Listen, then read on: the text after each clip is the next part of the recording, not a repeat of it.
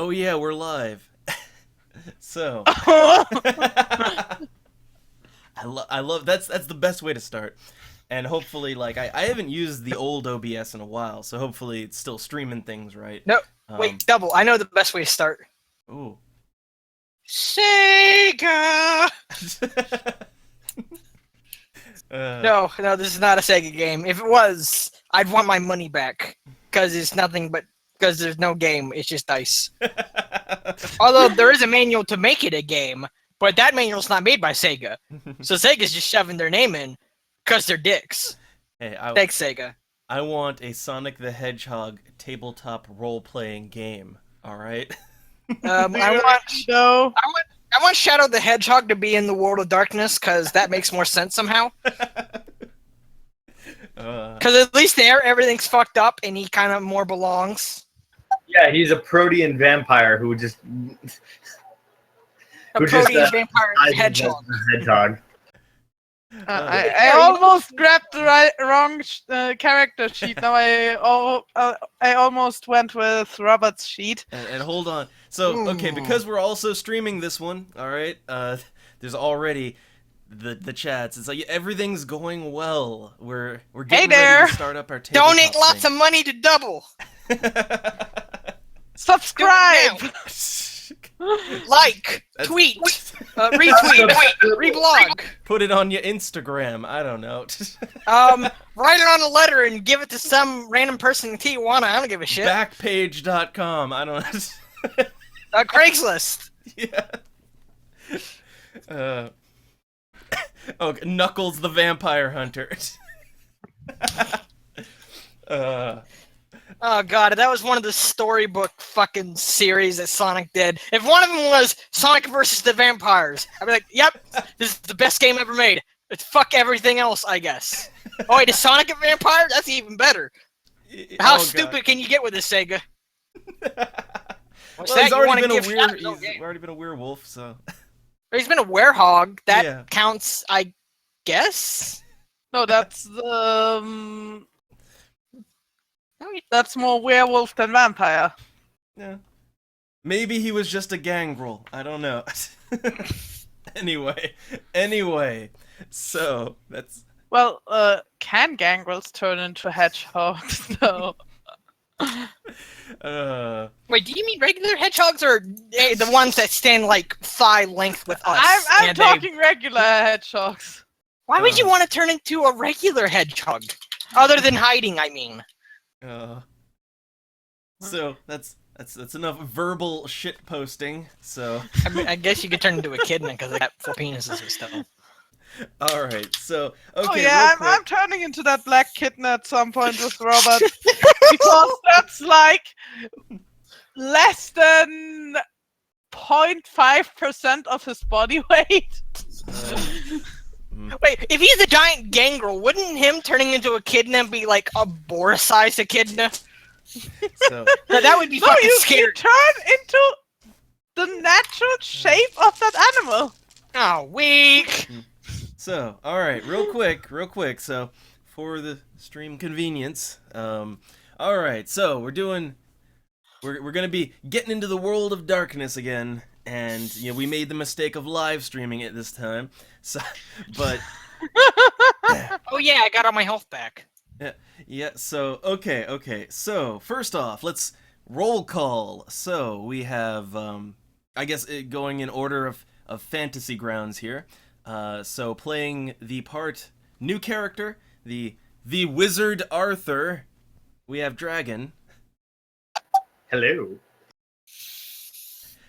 And returning as Tony, we have Spiffy. I am here.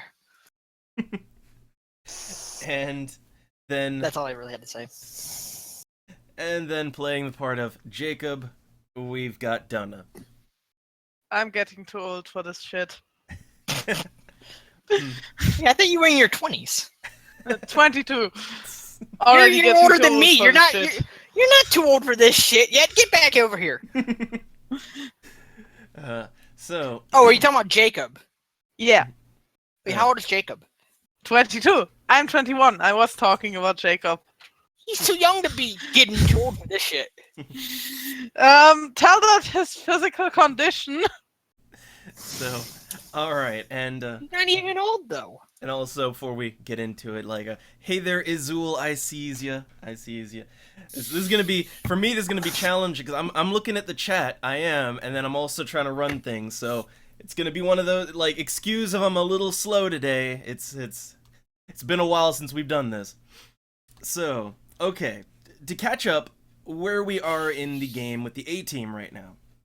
So we started up season 3. And, well, okay. So where we left off last time, Tony, I guess Jacob got, let's do each character. So, like, Jacob had gotten a nice little part-time job at the church helping out, doing some clerical work, just checking papers and answering phones. Very And very that good while stuff. being an atheist. Yeah. And Tony, well... Tony became an enforcer. He got a case of the smuggler's blues. He's also a bit of a drug dealer now. That's what I meant. Yeah. And Which is going to be an issue. yeah. No matter if it's heroin, cocaine, or cash, you always or hash. Damn it! I'm gonna go hang myself now. I'll be right back. I'm Houdini. I swear. So, yeah, all right. The last time, so Jacob went out to look for Tony before he had to do some training stuff. But before that, he went out to look for Tony, and And he regrets it. yeah, he got into a bar fight. Sent a man to the hospital. What's the point he regrets? Yep. And Tony, Tony had like a mountain of cocaine in his trunk, and he had to leave that car behind. Hey, hold on. Why would I carry it in my trunk? I'm not the one I'm not the dealer. Remember, I'm the bodyguard. If you remember, You rose in the ranks. you rose in the ranks, and that does entail a bit of the dealing and all that too. Like you rose in the ranks. So I rose in the ranks because now instead of just guarding the deals, I guard the boss. Yeah, but also like it is presumed you're doing a little dealing here too, or at the very least you're moving product around. At the very least, that is assumed. Which would mean he lost even more than if he was stealing. Yeah. Because you're the one that like they can trust to move these things around because you can handle yourself. They could trust. Yeah. But they had to leave that car behind. Also, I wanted to establish something, which was would Tony have like one of those nice big brick phones? Being such a connected dealer. No. Oh, he wouldn't. All right. No. No brick phone, huh? Yeah, because if that shit in my car too, who are they gonna trace it back to? Well, I assume maybe have it on your person, but maybe, but I wouldn't just leave it in my car. yeah, like we No, can it's say you have about it on having you. it on you. Yeah, like maybe you have it on you, right? Oh yeah. Also, my car has no license plates or Yeah. any registration because I have to get a junker in case things like this happen. Yeah. So, but okay, It's we can say you since this have. is All right, so we can and say since this is before fingerprinting was available. no, fingerprinting was a thing. What? Hold on. Fingerprinting goes way back. It does. Yeah. DNA wouldn't have been available yet, but fingerprinting definitely. So You could have burned off your fingertips, of course, but that's damn painful. that's dedication. Fuck it, I'll do it. Burn 'em up right now. Do it. Fuck it. That was the initiation. Hey, boss, what do I got to do to raise up? Okay, you got to be badass. Yeah, I'm badass. You need to burn off your fingertips. Fuck it, that makes sense. Let's do it right now. I'm down. Fuck it. I don't need evidence trails. You do know that also would reduce the sensibility in your fingers and therefore your fine motor skills. I don't need to feel the trigger. I just need to pull it. All right. Okay, Uh, so Double, does that now mean Tony doesn't have fingerprints anymore? all right, I'll like as part of his job, I'll allow it. So But medical advice here: give him penalties on fine motor skills. well, What? if it comes up, like if he needs his fine sense of touch for something, I'll make it come up. You need that for all fine motor skills. For fine motor skills, you need to feel resistance. Wait, Mm, hold on. Pretty again, much I any go cut by or burn that action goes, movie logic, so pretty much any cut or burn that goes deeper than the outer layer of the skin can affect the fingerprint pattern in a permanent way. But even with permanent scarring, the new scar becomes a unique aspect of that person's fingerprint. oh, Also, man, you just get new fingerprints. all the logic. And But- reduced sensibility in your fingertips every time you do it. Well, while those two debate on that, hey Zara, I see you in the chat, but Hey, Sarah! That's the Thanos voice. Greetings from Insane Man in Asylum. But all right. So, okay, like, but anyway, that aside, so we will establish Tony has burnt fingerprints, and also he's got a brick phone, like I don't know, strapped in his jacket or something. It's on his person. Hey, Keep- Sophia. Someone complained about not getting greeted. I see a Sophia. I see him. I sees him. So, okay, with that said, like, okay, shenanigans happened. They got on Gordon's big tour bus, and he took them back to the church. And it's around, like, 8 o'clock. And we can say two things. So, to establish, since Grinfox couldn't be here today, we'll say that Gordon, being a folk singer, he heard the call, and he's off to go perform another gig, so he just dropped them off and went off into the night. All right.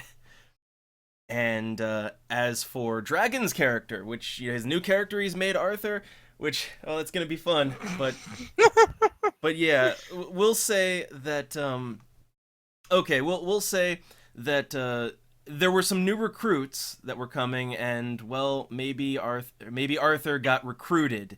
Maybe he's one of the people that, for whatever reason, Lewis thought he might make a good fit. And I guess Arthur, just having nothing better to do, or maybe, I don't know, he sensed something. Who knows? He came to help out.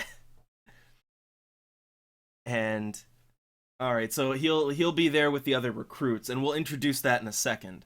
But Oh my god, do we have to train the new guys? yeah. That's how I get practical experience. Yeah. Okay. Prepare for me to be Mr. Drill Sergeant. Fuck, what was his name from Full Metal That's Jacket? my job. Oh, okay, so you're Gunnery gonna be the Sergeant drill sergeant from Hartman. Full Okay, so you're gonna be the fucking drill sergeant from Full Metal Jacket. That's your job. Yeah, Gunnery Sergeant Hartman. Okay, good. I'm glad that one of us is doing that at least. So what's Tony? Does Tony have to play good cop? Or can he play the less bad cop to your drill sergeant? So all right, scene established, but like, okay, you two you've been dropped off in the just little gravel parking lot area, and yeah, so you're outside the church. It's 8 o'clock at night. There's lights on inside. There's some cars. Presuming those people, because Lewis had said that there would be some recruits by later.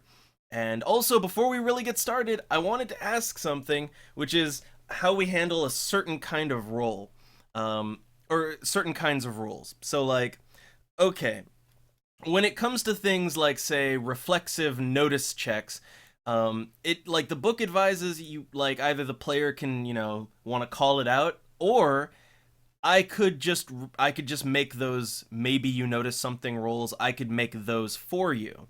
I'd be for the latter because not knowing that we're doing a notice check is interesting. Yeah, all right. And then that also would roll over to things like knowing if you're being lied to. You can call that out, or, but like rather than me prompting it, I could just do that like reflexively in the background for you to see if you catch the lies or not. I'm fine with that. Okay. All right, then that's how we'll handle little roles like that going forward. So you I'm won't know. the only one who judged on that yet. Well, no one else said anything. There was that I'm long sorry, what are we pause. judging again? Uh, Are you guys judging me? Yeah, that sounds alright. No, it's about whether Double should do hidden roles for us doing noticing checks or empathy checks in some instances. Oh, I also guess wits plus subterfuge.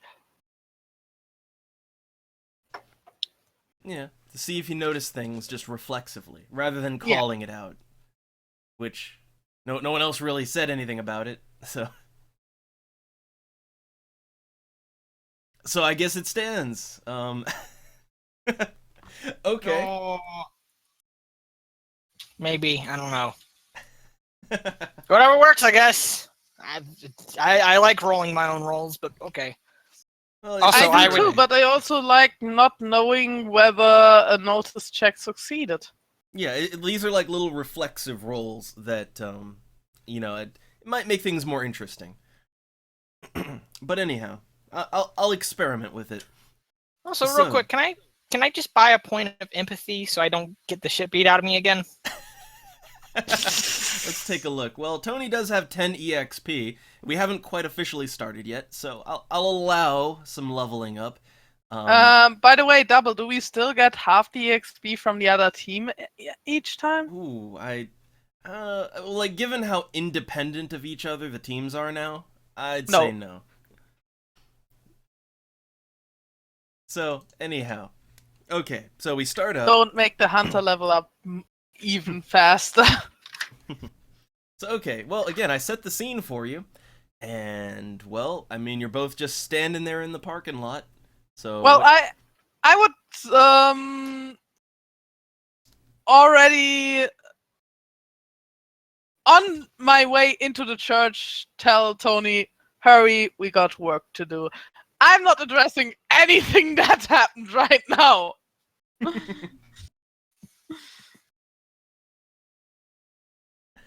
Hey, what's Tony doing? Spiffy. Tony? Yeah. Tony? In parking lot in the church. Is he told why he's here? No, He does not know why he's at the church. He's just there. Yeah, you were just He dropped just- off. He just kind of throws his arms up like, why the fuck were we dropped off here? He reacts with confusion. He's like, why here? Why? Who? I guess he'll start walking towards the church. All right. So- Go inside. on this question, if I hear it, I'm going to turn around. I assume he's just talking out loud, so... Yeah, he does that occasionally. He'll just be in the middle of nowhere. It's like, what the fuck am I doing here? Listen, What? I remember someone a month ago telling me he wanted to help people. The person I saw this afternoon is not that person anymore. So I'm giving you a choice here. Either you continue whatever bullshit you've been doing the last month, or you actually get to do some good in the world. Tony just looks him in the eye and he just says, why not both? And then he just starts walking towards the church. All right. Because one thing might endanger the other. And one thing might protect me from being discovered that I'm doing the other. Besides, I'm in this to help people. I didn't come to this church to get paid. Actually, I didn't come to this church willingly either. I got dropped off here. Well, whatever. I'm already here, so I'm gonna make it count. Is there no issue Tony has to address from the last month? Like, person getting their arm shot off?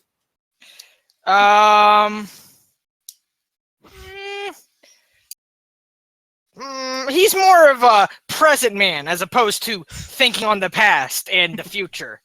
Okay, occasionally the future, but he's mostly about focusing on the here and now. And that includes going into the church. Yeah, Jacob would also go on. All right. Well, Double, inside. I want to remind you, though, I haven't eaten anything throughout the last 12 hours. All right. And this one, it's well, like it. Okay, this one. I mean, it's not one of those important reflexive notice checks. So I'll let you make it or not to determine details on things. But like, basic is that the people in here, those recruits that that Lewis had said would be around, yeah, they're around, just milling around, just some eating a sandwich, things like that, So, ooh, okay. I'll take 4 successes.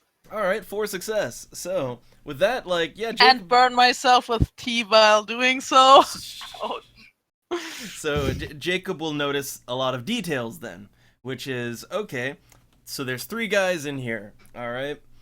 So one is just a really big guy, and by big I mean round, and he's just kind of just sitting down, milling around, looking bored, eating a sandwich. And there's an old man, a grizzled-looking old man, and actually I'll say with that kind of a roll, even from as you enter, you can maybe get a faint odor of alcohol off of him. Just it's that strong. And Okay, I know that he's one of the recruits, right? Yes. I've seen him before. Yes. So I look him dead in the eye. You're out. You can go. All right. So That's an alcoholic? No. Ooh, hold on a second. He might have words about that. So, all right. You know what? Like, let's see how. Of course he has words about that. Jacob is 22. He Yeah. doesn't look like he can judge people like that. Yeah, let me just see real quick how he's holding it. Okay, he's gonna kind of turn around, look. He's gonna look at you and slowly stand up, and he's a real older gentleman, and yeah, he kind of looks Jacob up and down and says, "What are you saying there, boy? I came here to help. I came here because your friend asked me to be here. It's not a very good greeting." You're drunk, and I don't need alcoholics in this team. And he's just gonna look at you and let's see. Let me see. I'm gonna try and do a little something here. All right. Let's see. We'll do. Okay. Does he try to hit me? Well, just 1 second. 1 second. I'm just doing a little background rolls here, real quick like. Hey, Double. Yep. I have a question. Yep. Would you count burnt fingertips as a merit or as a flaw? I'd say both. Yeah. I'd say it's a flaw, actually. It has one benefit, meaning that my fingerprints are fucked up and I Yeah. can't really be traced by Yeah, that. flaw. But on the other hand, if any cop sees that, that will be immediately suspicious. Oh yeah. Oh, And yeah. it also reduces sensibility. I'll make it more of a I'll put it social under flaw. flaw. I'll I'll put it under flaw. Yeah, but anyway, so I just did some rolls real quick, and so okay, he just very sternly says, "I ain't been drinking. I'm fine," and I did a little background thing, and he sounds sincere to you.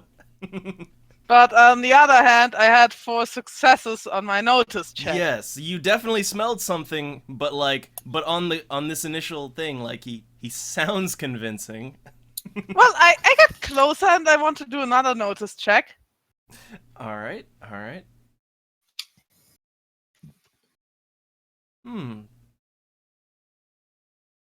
And I'm focusing on that now, of course. Yeah. All right. With 3, yeah. So as you get closer, like you can, so okay. As you get closer, now Like his breath is rather bad, but not necessarily alcohol bad. But the stench is just he's sweating it. All right, like it's that thick in his sweat. So again, I look him dead in the eye. I straighten my back. I have the cane in front of me, not like a weapon. I'm just putting a bit of weight on that. Mm. Get out of my face.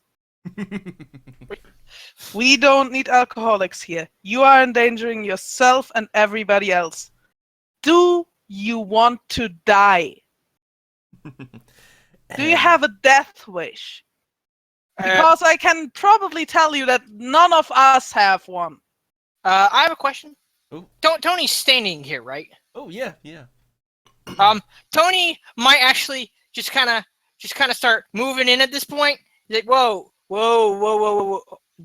hold on there, chill out a bit. We should ask him more questions, see what he can bring to the team, and try to counterbalance that with his issues before we just start trying to kick him off. Does that make any sense, Jacob? It makes some sense, but frankly, I don't need undisciplined or simply addicted people on this team. Tony just gives a big goofy smile and says, well, I'm certainly undisciplined, but you haven't kicked me off the team yet, have you? I'm considering it. Oh, ooh, spooky words.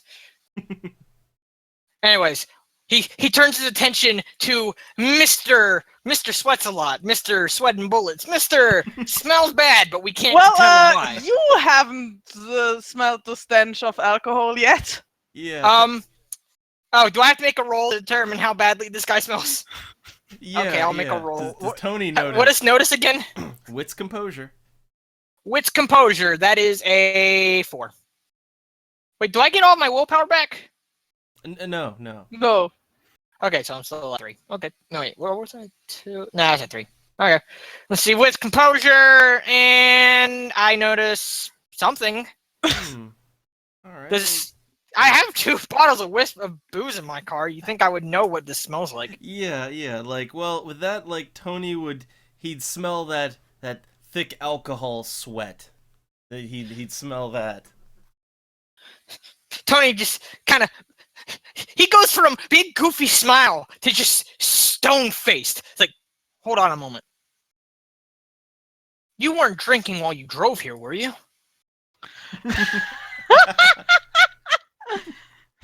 Because you still reek of alcohol.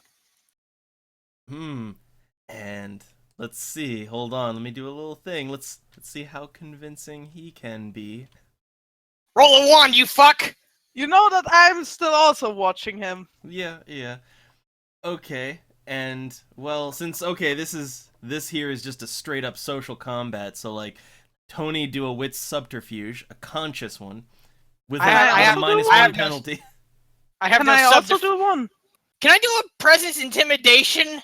I'm trying to squeeze the information out of him. Oh, okay. So you're okay. Well, yeah, like I'm asking. He's stone faced. He's not smiling at him. He's like, "Come on, you can tell me." He's like, Did you drink here were you drinking while you were driving here? Because you still reek of this shit." Well, he's gonna tell you, but like this is, do you know if he's lying or not? And, yeah. So like the most I got is I got a point of empathy. I don't have any.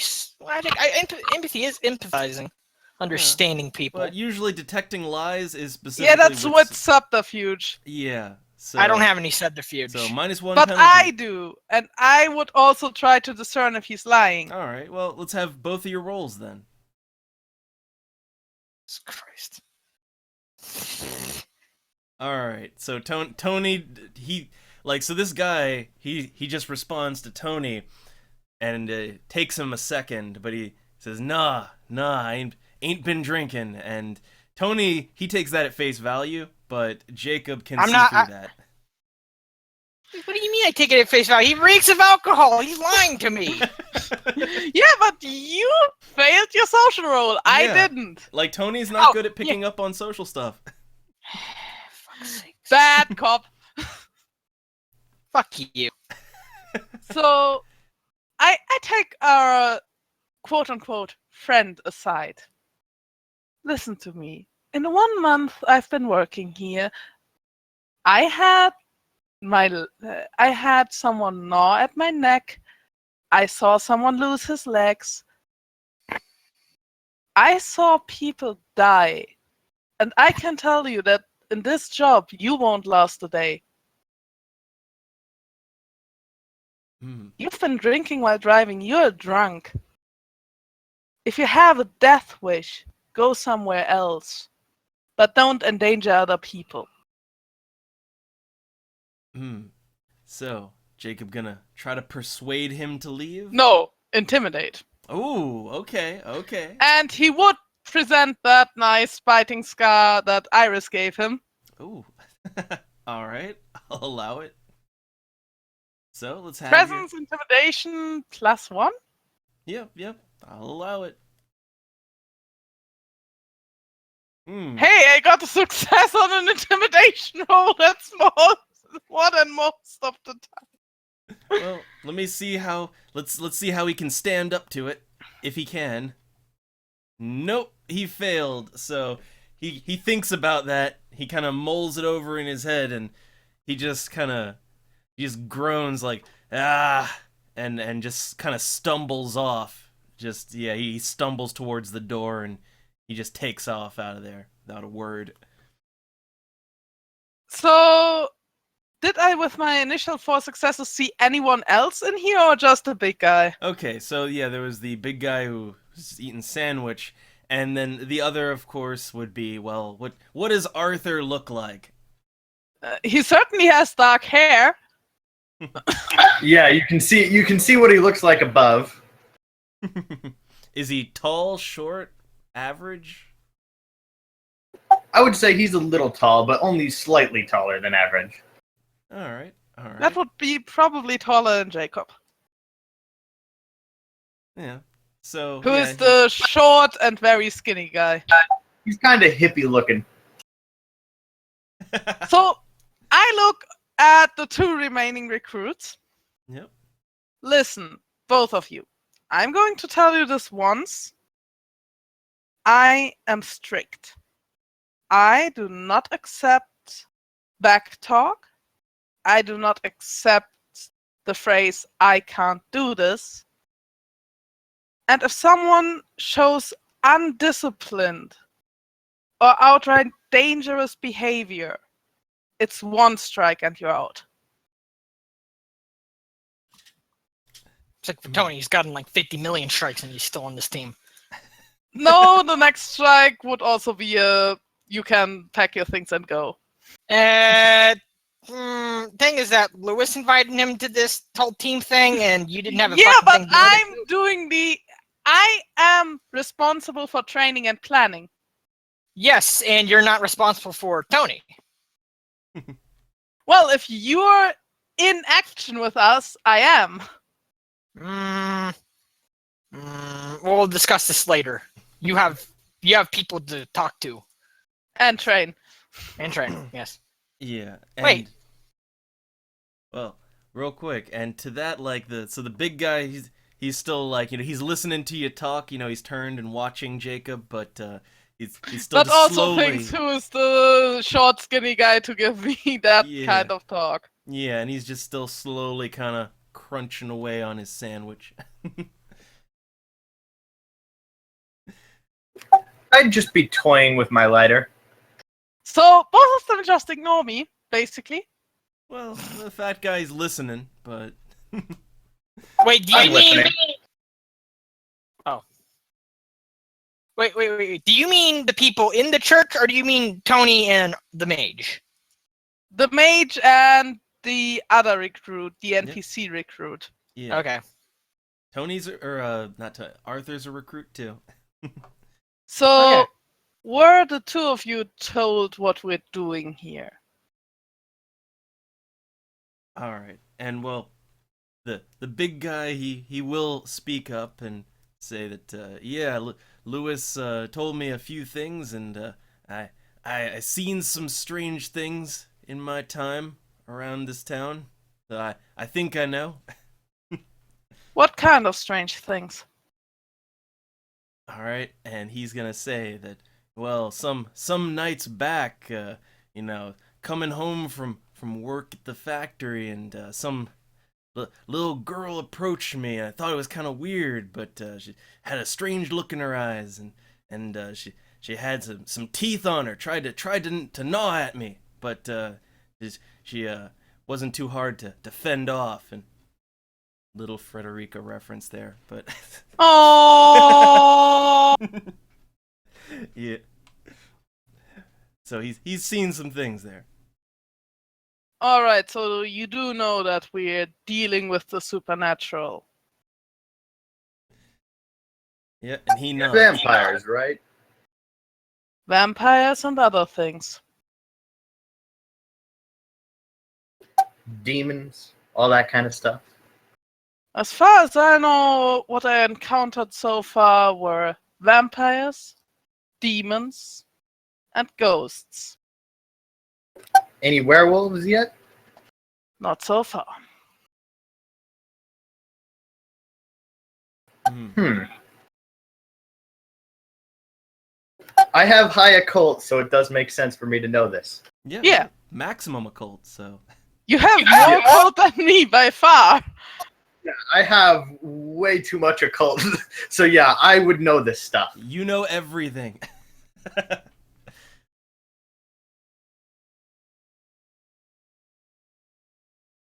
So, do the two of you know your way around a weapon? Any kind of weapon. I show my lighter. I raise an eyebrow. Can I use my magic bend or my fire bending skills passively, well, just to show it off? well, anytime you do it, it is gonna be a roll, but you can do it just to just to show it, not like burn anything specifically, but just like shoot it up in the air or something. Yeah. All right. Here we go. We're gonna have our first mage player spellcasting roll. So for this one, now I'm pretty sure it does cost. I'm pretty sure this one costs mana to do. So Even if it's with an artifact? oh yeah, it specifically says it's still, unless the artifact itself has mana in it, which this one doesn't. It costs your mana. So. Okay, so you can knock off 1 point of mana, and all right. So the roll for this particular spell was strength plus athletics plus, and then it'd be the dots in the arcana, which you don't have any dots in the arcana, but I will allow the artifact will count as a tool bonus. So yeah, strength, athletics plus 2. But first, I forgot. One thing, you're using this in the presence of a crowd of humans, which means paradox. All right. So Even if the humans have already seen spooky it's shit? well, here's what it's about. It's not about what you've seen. It's that you're a sleeper. Your soul is asleep, and so that causes interference. It's like interference with their magic. So, okay, so here's what we do. So paradox roll comes first. So for you, it's in the presence, so it would be a base of 1 plus 2 because you're in the presence of a few people. So this would be roll 3 dice for paradox. Would you do that or me? Well, I can. I mean, well, it's gonna. It be actually says the DM rolls. Yeah, but it's gonna right? come out of your spellcasting roll, so you would know either way. Yeah. So yeah, it's not gonna be a secret. So.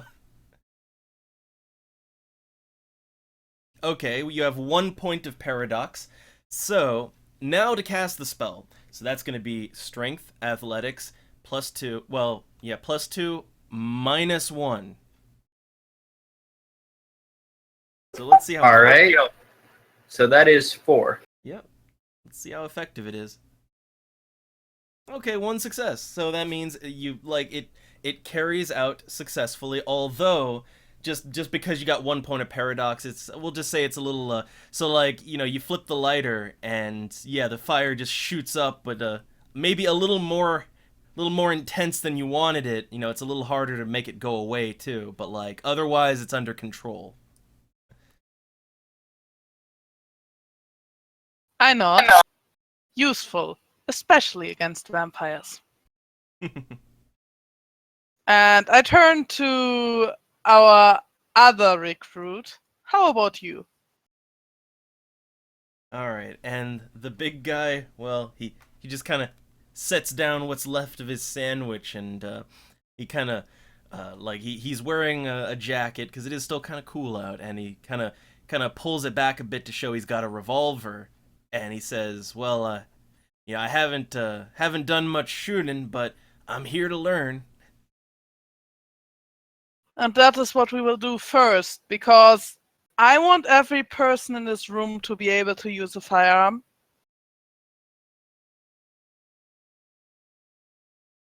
All right, he's compliant with that. He's eager. He's an eager recruit.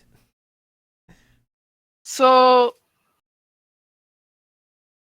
behind the church, there's a bit of an improvised shooting range. You can get there already and set up some targets. I'm going to get some weapons. And Tony, would you help me carry those? Mm-hmm. All right. He helps him carry him. Yep. No checks necessary. So I would of course get my new better rifle. I would get the old hunting rifle for others to use. Mm-hmm. And a handgun for the mage. I take the gun. All right, and we'll say like it's more likely, like a light revolver is more likely Yeah. the kind of artillery you'd have. So I'll go ahead and like real quick for Arthur, we'll go ahead and add a weapon onto your character sheet, so you got something. So. Oh, and while we're down there, I would also pay a visit to Iris and ask her if she wants to join the new people. All right. Well, okay, we'll do that in a sec, real quick. So for Arthur, let's go ahead and stat a weapon. So I'm going to give you a light revolver, and let's see the stats on that. So it's going to have 2 lethal damage, got 20, 40, 80 for range, and it's got a clip of 6 and 6 in it. There we go. So okay, you got your light revolver now. And all right, now for as you're down there in the basement, because that's where Iris is kind of taken up in Benjamin's old office, and you just kind of converted that into a room. But yeah, so well, first off, like the door is always closed and locked. So you have to knock. I would knock, Yeah. of course. All right. Yep. She can pick up on it easy enough. And so, yeah, she'll, after a second, she'll open up the door, and it looks like she was about to go out anyway, but she kind of looks up at you and wonders what you're doing down there first. What do you I want? first greet her, and then I say, "We're training the new recruits. Do you want to be present at that, or are you preoccupied?" All right, and she just kind of gonna glance around and then say, "No, it's about time to head out for got some things to do tonight, And also, hold on, just gonna do a little hidden thing here real quick. I like those nice hidden, lying rolls. Always good fun times. Yeah, Why doesn't is seem. she lying to my face now? Well, as far as you're aware, no, she's not lying to you. It's just she just has somewhere to go, probably feeding. Well, yeah, I suspect that, and I also tell her to please take care of herself. I don't want her to get hurt. All right. She nods, and she's just gonna quietly slip out and go about her business for the night. And after that, I get back up to the others, hoping that someone placed targets at my range, which would probably not just be 1,000 yards away, but also set up in a way that it's harder to see them. Well, we can assume that like you would have done that earlier, Yeah. at some point. So I probably reset them up every time I'm done practicing. yeah, there you go. And also, as you're going out there, so let's see, what was I guess first off, what would Tony have been? Well, I guess Tony was with you, or well, wait, we didn't really establish. So would Tony have just gone on like as you were talking to Iris? Would Tony have just gone on to the range, or is he I just can't standing? assume it. Yeah, he'd probably go on to the range. Okay. So he'd already be out there, and we assume dispensing of weapons for practice. So, all right, they're all presumably getting ready. So it's on point with Jacob now. So I'm going to show you some of my experience first, and then I want you to show off what you're able to do.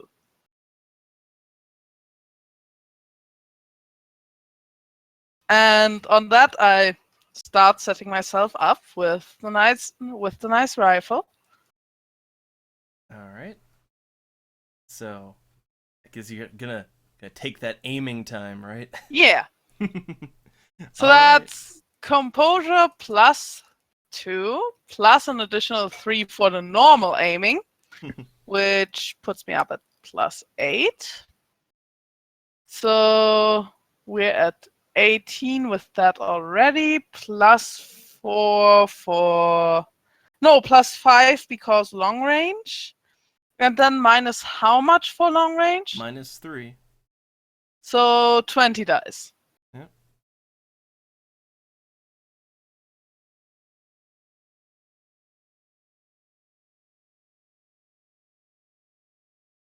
And I get to re-roll my 9 Yeah. and the 2 10s.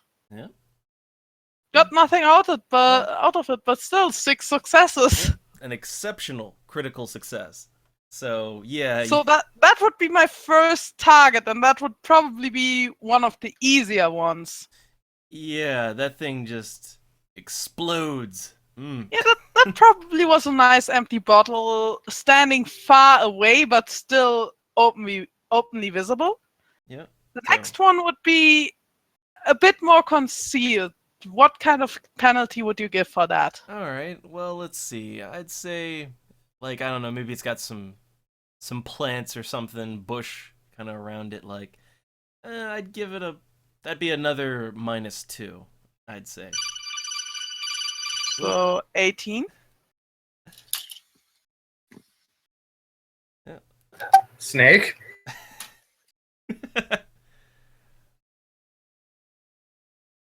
Ooh, that's a nice one. Yeah. So I get to re-roll 7 in total. All right.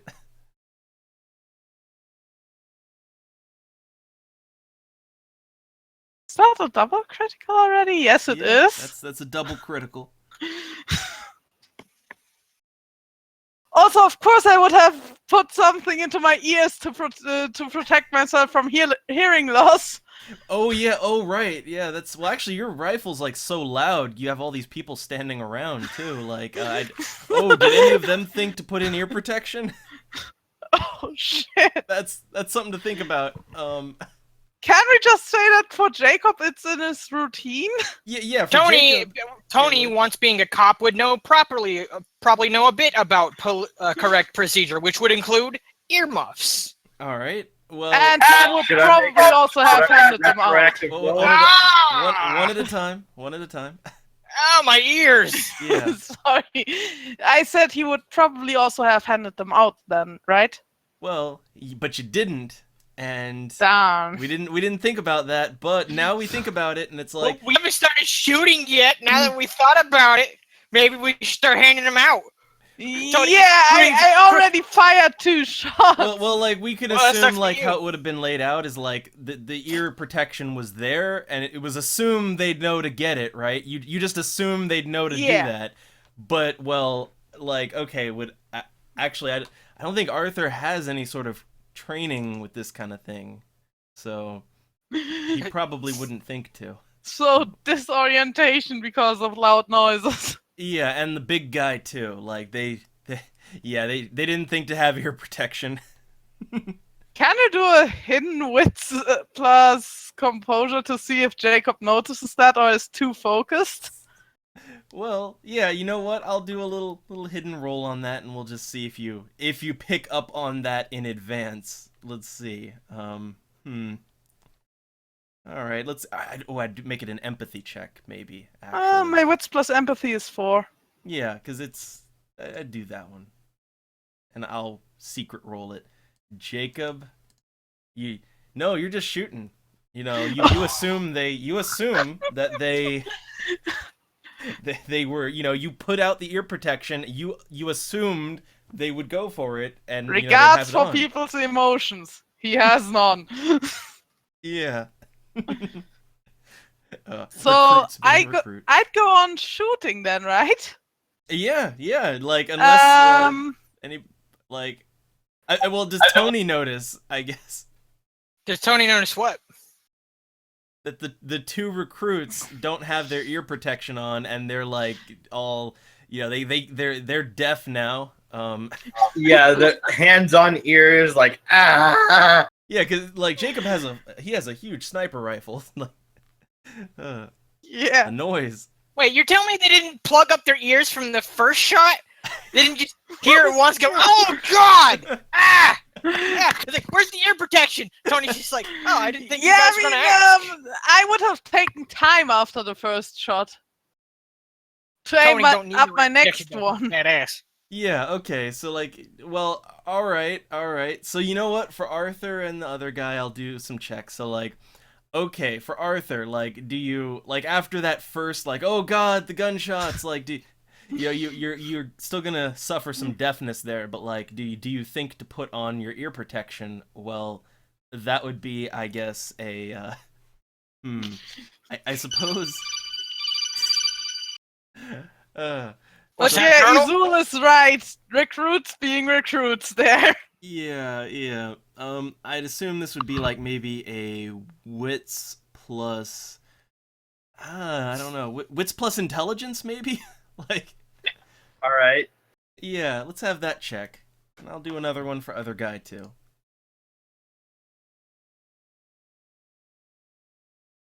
All right, Arthur would have thought to do this, and eventually the Arthur other would guy have would too. definitely thought to do this. Yeah, so like after that second, like after the first shot, Arthur would have thought to, you know, put on the ear protection, and after the second shot, the big guy would think to do that.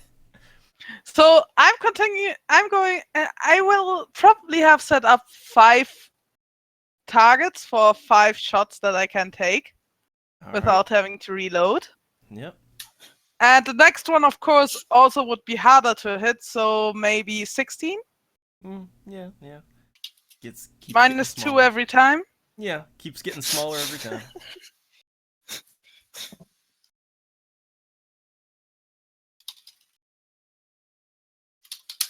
All right, and I'd say you don't have to re-roll your, like, if you're already critting, you don't have to re-roll again. I want to know. I want to see how far I can take this. The glass bottle is dead. So that's number 3. Yep. Next one is 14. All right. Oh, that one wasn't quite as good. Mm. But still almost a critical. Yep. I'd be thinking to myself, this person is a show off. And Showboating. yeah, that's a prideful action. Yeah. And the last one for 12. All right. You've A little successfully- envious of that skill there. Ooh, yeah, the envy. Still a hit. So I hit all 5 targets. All right, all right. Do I get willpower back for that kind of showing off? I mean, the That was first one would showboating. have done it. That was showboating. So, and you know what? I'll give you the point back. But also, Dragon brings up a good point that Arthur's envy. This may I'll make him do a little roll. He might want to. So Arthur might be tempted to show off in return, using his powers maybe, because that's what it all ties into. Yeah.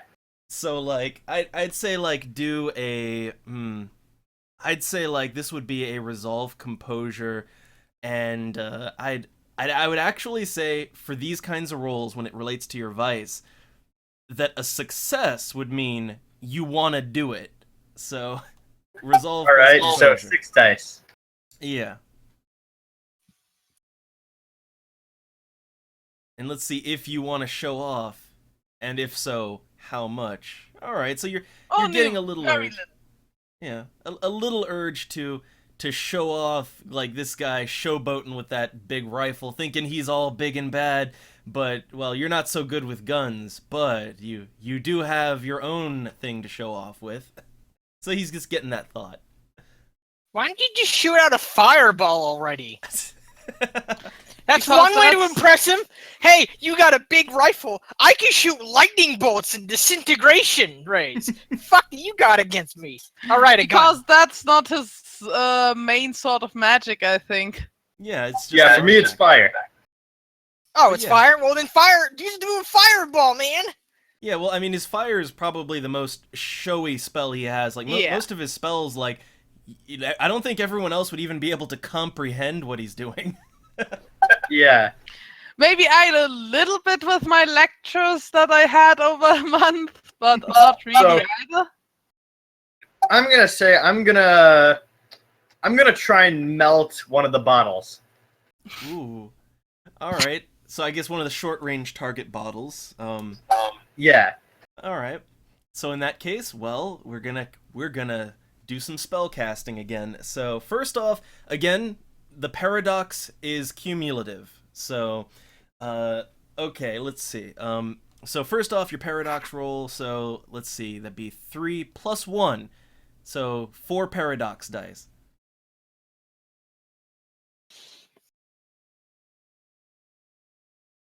All right, good. No paradox. So now you can cast the spell like normal. So strength, athletics, plus 2. All right.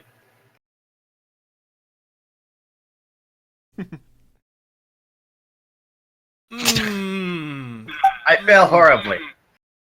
Yeah, well, that's okay. So now for a failure, well, okay, it just simply is gonna mean the spell doesn't work. So you've I guess you strike a pose and flick your lighter, but it's just a normal. Nothing lighter. happened. Flick. Yeah, it doesn't go. Shit. He would say that, just shit. Well, everybody has hearing protection on, Yeah, nobody would hear it. Tony. and 2 people are basically deaf at the moment. Yeah, nobody would hear it, but he would say shit to himself. All right, and oh, remember another point of mana ticked off there, just burning through it. Wait, so did his spell just not work? Yeah, it just failed. Yeah. Oh, okay. But So I'm going to get back up, get the dirt off my clothes, and I motion for the others to remove their hearing protection now. I take it off. all right, and let me see if the other guy, how observant he is now.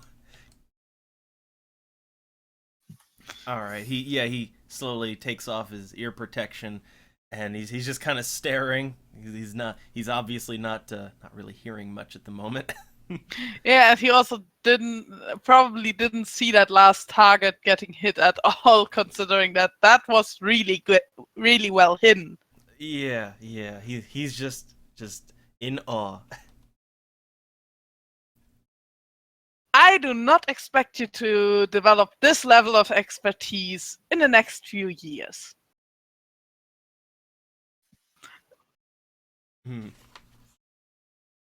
And like the big guy, he's just again just staring. The only one that would probably hear this is Tony. Yeah. Wait, I'm sorry, what? I said I do not expect any one of you to develop that level of expertise within the next few years. I might kind Oh, of with hear it rifles? because I didn't withstand 2 shots. I Yeah. only Yeah, right. Yeah. Well, you can roll for it. Wits composure. Yeah, let's see if I hear that. Roll with composure. So wits plus composure is No. All right. 7. Oh, Nice. All right. Yep. You hear it. You hear it. Tony would have definitely heard it because he didn't withstand a single gunshot. Yeah. Tony's okay.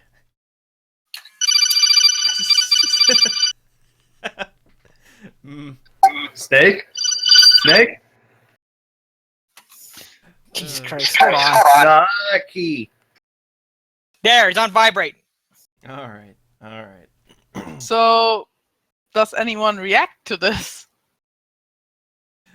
Okay. Well, again, first off, The big guy definitely doesn't because he doesn't hear me, but yeah, he's.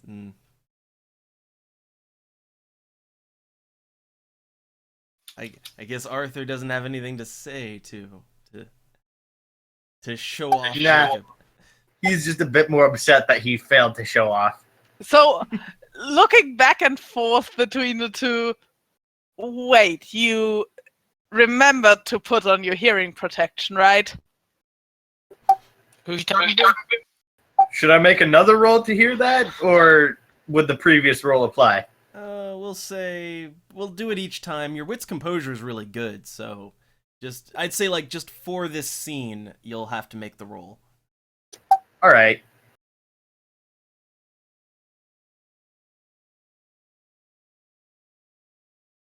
All right. Yeah, Arthur. Really? The big guy, he's just kind of still just sitting there smiling and nodding, like not really hearing.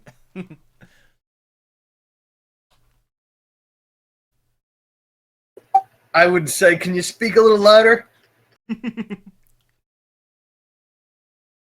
So this time I'm going to shout, but I'm not really doing this because it's already midnight here.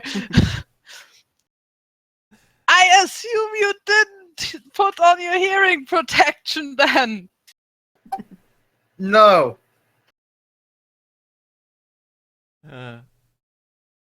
Do I have to do some sort of roll to see how loud that gets? Well, And maybe add that as dice for the... well, I'll say since you're shouting, I'll like add a +1 onto any notice checks for the others. So, yeah, but we can assume we'll assume at least that one they heard, but I wanted to do another little thing, a little secret check, if you will, for something real quick. All right. So, yeah, like for real quick, while you all you're having your deaf shenanigans. So Tony might, he would probably, yeah, given what it is, he'd definitely hear it like that loud ringing from in his pocket, that huge brick he carries around with him. Would we also hear that? Or at least me? Because I had proper hearing protection. Well, you're the closest to him, I guess, physically. So, like, yeah, you can do a check to notice.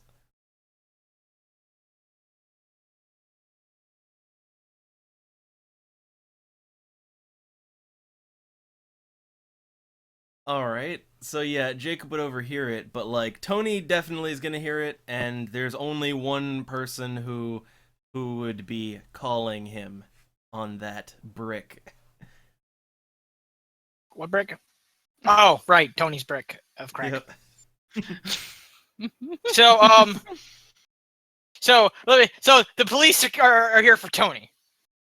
No, you're getting called. Yeah, there's only one person who's Oh, got on my your number phone. and would call you on that. Oh, right. Tony's gonna pick up the phone and he's just like, "Hello."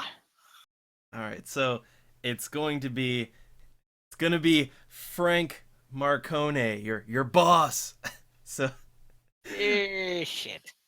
yeah, and I guess Tony's he's just standing right next to everyone, but just taking this call, and No, he's gonna start walking off. Hold on, guys. I have to take this call. Hello.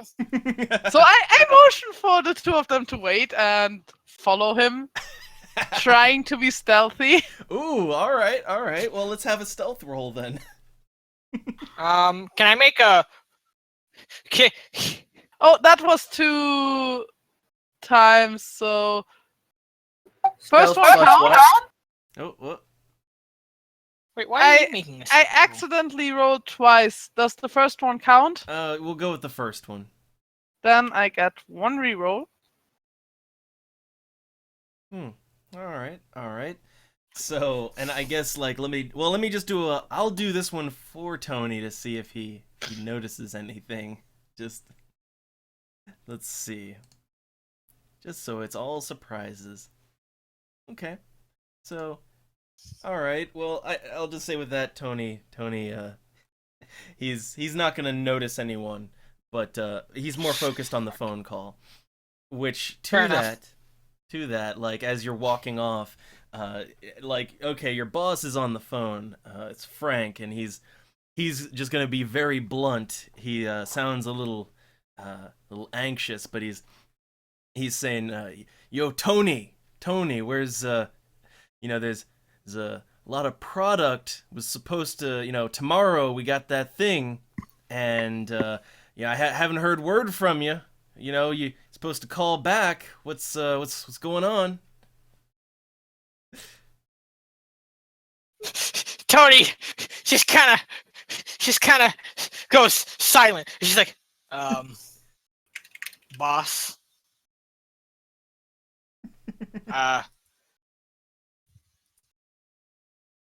Some pieces of shit at a bar. Some pieces of shit at a bar. They got the drop on me, boss. And to that, he's gonna say, "Wait, what? But you got out of there, right? You're fine, right? So where's the product at? Tell me you got that still." Boss, I got knocked out. I was dragged somewhere that I don't know, and I was put on a bus. I've managed to get off the bus, but the last I remember, this whole altercation between me and the bar hooligans may or may not have gotten the attention of the cops. Gonna do a little roll for. Let's see his mood. Ooh. You're so fucked. So, yeah, he. So there's a moment of silence there, and then. Yeah, how about a little reassurance? She's like, boss, there's no way it's gonna come back to us. The car's a junker, and I don't got any fingerprints. And there's another little moment of silence there. And then Frank, very sternly, his voice raised quite loud now, and he says that you mean the cops, they got the product, they got your car.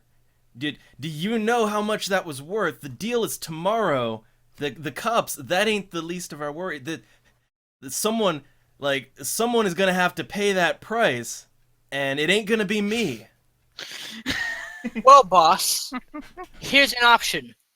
We go to the deal, and then we screw him. We kill every single one of them, and we take the cash. Double, do I hear all of this? Well, let's. Okay, real quick. Like, okay, Jacob can do a wits composure. I mean, I sneaked up on him. Yes, yeah. So like, well, wits composure. Let's just see how much of this you're getting.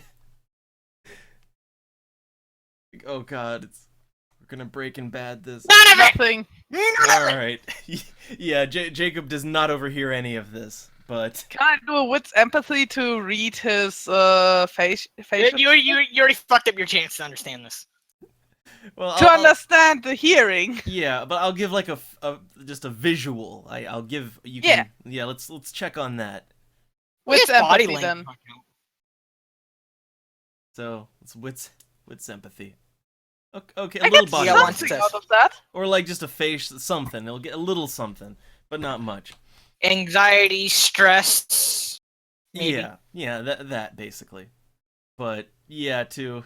And I guess is Tony gonna put some persuasion on that, on his offer? Do I even have a? Yeah, I got some persuasion. I got persuasion. I only got 1 dot of it though. Manipulation and I don't persuasion. know. Shit. Considering that this is actually pretty important, I'm just going to spend a point of willpower. All right. Yeah, let's determine if Tony gets a new pair of shoes. Hey, I started with that. And oh wow, I actually kind of persuaded him a bit. Yeah. Okay. I'll do it a little contested here, just to see his resolve in defending against. Okay. Yeah. So, okay. There's gonna be a real long, uncomfortable silence after Tony makes that suggestion. And then, eventually, Frank's gonna say, "You know what, kid? I like your style. Yeah. We can do this." All right, boss. So, yeah. I guess that's the war call. That's planned murder. Just saying. that it kind of is. It kind of is. But That is really low on the morality chart. well, it's not That's a not 3, until he I think. actually does it though. Yeah, Alright? but it is starting to become something really bad here. Yeah, but like yeah, so then he's also going to say, "All right. You know what? All right. So, tomorrow night, you know the drop, the warehouse. All right? So, I'll get some of the boys and we'll do this." Sounds good. All right. And he just leaves with we're going to be kings of this town and hangs up. Oh god, this is gonna attract Victor's attention. I already see it coming. This is gonna attract the Markavian's attention, and I don't like that. Oh wait, you mean from the Masquerade game? That Victor? Yeah, He's here too. Oh, that's the same Victor. wait. I have a question. Why would he be interested in Tony? Because he deals cocaine. He deals cocaine Oh. basically the entire southeast. He supplies with cocaine. So, yeah, at some point, boy. that would be a conflict of interest. Ooh. Unless you start Maybe working we for could him. suggest. No, we could suggest a team up. Ooh. Think about it. My boss works for Victor. There's a lot more product, a lot more cash, and if we all have the same common interest, which is earning dosh, then I think maybe we can come to some sort of agreement. Since we have already proven ourselves to be efficient, effective businessmen, and who doesn't want that? Oh, God. So you just So take it in under your wing. Mr. Bloodsucking Monster would just be fine with working for a bloodsucking monster then. Mr. I don't trust Iris because she freaked. First off, he doesn't know that he doesn't know that he's a vampire. Victor, not Vincent. Not the same guy. He doesn't- Adam Alcadian. He doesn't know that whoever the fuck is a vampire. Yeah, yeah. He doesn't know this. Yeah. He doesn't even know who the guy is. The moment he Not does yet. find out, that's gonna put him on edge. But until Mhm. then, it's just until he finds out that there's this bigger guy, but he doesn't know the vampire. Be like, this could work out. We could probably make this work. We could make a decent partnership. Uh, Decent chance to expand our business. But yes, for now, I'll take being King of the Street. yeah. Oh god. These are the Breaking rough Bad this. streets. But anyway, and also I will give one more check to Jacob to see if he just the last part of that if he overheard it. Like I'll give Goodbye, that last check. willpower. Yeah. We're gonna be my Kings of the Street. You mean? Like that last the last couple sentence there, like just so All right, we wouldn't kid. get the We're context. gonna do this, and you and me are gonna be Kings of the Street. Yeah. On. So he gets Yeah, that. and I get that, and I don't like it. And I am going to walk up to Tony. So, little question here, Tony. Does your new occupation already prove to be a problem? Tony just kind of bends his head, just like bends over a bit so he can just look at this guy. Remember, you didn't notice me. No, you're speaking to me. Yeah, but I am basically sneaking up on you, talking to you out of the nothing. Out of the blue, just does your new occupation already prove to be a problem? We can assume Okay, that fair when you enough. start talking Okay, to him, he just that- whirls around. He just I'm whirls not around talking and about just whether looks at he him. notices me, more like does he get a bit jumped by that? No, he Okay. whirls around fast and he looks flustered. It's just like, when the fuck did you learn to be such a sneaky shit? Oh, I learned to move silently even with the cane. You know what? I'm not gonna. Tony just kind of goes flat faced. Like, you know what? I'm not even gonna argue with that. That's actually a very, very useful skill to have, and that's actually pretty cool.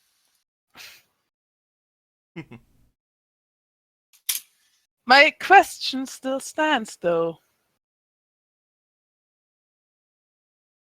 My job isn't going to interfere with any of this. The church, the recruits, our partnership. I am keeping this completely separated. And he does this thing where he just puts two of his fingers together and then not separated. He just pulls them apart. It's like completely separated. Again, I remember someone telling me a month ago that he wanted to protect people. This doesn't sound like protecting people. I protect people as my night job. Lewis called upon me for help. I don't plan on backing out on helping him. But I can't live off nothing. And since I somehow doubt the Force would take me back, I've had to pursue other means of getting funds. And over how I don't many think- corpses have you already walked with that? How many people have already left their life in that since you're in there?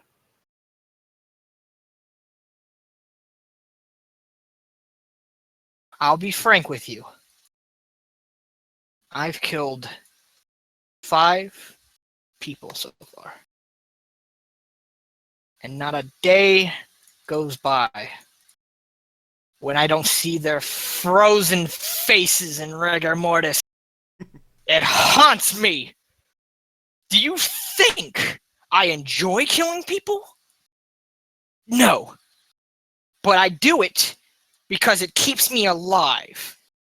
And if you think I'm some sort of loose cannon, some sort of cold-blooded psychopath who will kill every man, woman, child, and baby in his path just for a cold patch of green in his hand, what kind of fucking monster do you take me for?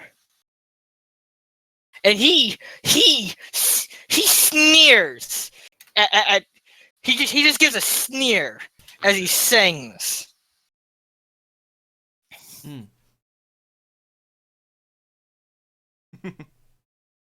I've give gone you a from little- being ex-cop to anti-hero. Sorry, I interrupted you. Go on. I just gave you a little advice there in the chat. Situation that Tony witnessed. Well, I didn't exactly kill there, but almost. Maybe worse from some perspective. Yeah, you did cripple a man for life. Yeah, me, I should bring that up. Mister. I'm not gonna shoot the person who can take bullets, but instead I'll shoot Mr. Squishy who's mauled, and I had to save on my bleeding seat. On my leather seats. Who was bleeding out, by the way? Real bitch to clean that shit up. But no! Of course we have to shoot the squishy person. You know, fuck it, Tony will bring it up. And then he just kind of goes, and to be frank, am I the one who crippled a man as opposed to shooting someone who a bullet wouldn't have even affected?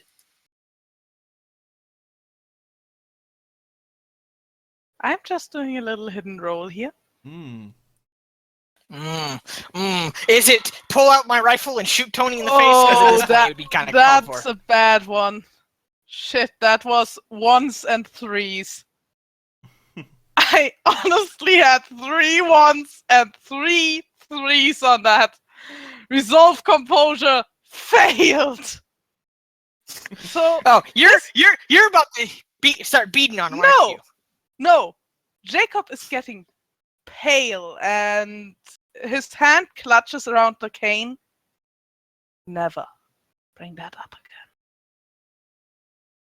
Why? Because it makes you feel bad? Because you did something you didn't care for? Well, boo fucking who? I do it for a living! Do you really think I didn't care for that? Do you think I'm not aware of the consequence of my actions? I had to make a call there. I did not know what was going on. It was dark. I was far away. And I just saw that shit was going south. I didn't know that Iris was frenzied at that moment. I just knew that everything was going wrong and that he was going to pull out a weapon. I didn't want you to have a bullet in your head. And if you can't live with me making this kind of call, this is not the right place for you. I can't eat. I can't sleep. I'm spending every hour that I'm awake trying to build something up. If you can't deal with this, then yes, go do whatever the fuck you want, but don't come back.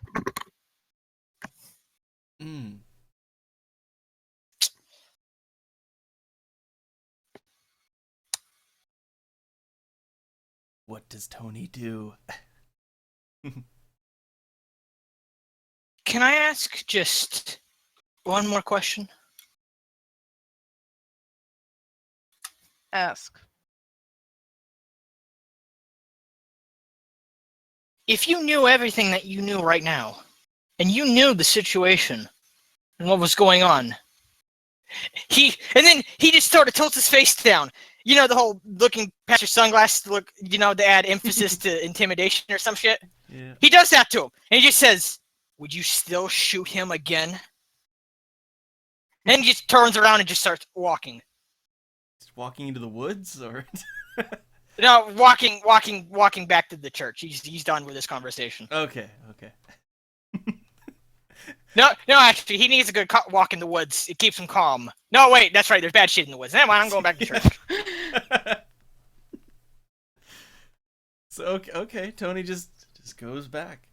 Let me ask you a question in return. He stops and he just turns his head and he's just like, "Yes." If you had been in my situation, on top of that motel, not hearing what was going on, just seeing what happened there, how would you have reacted?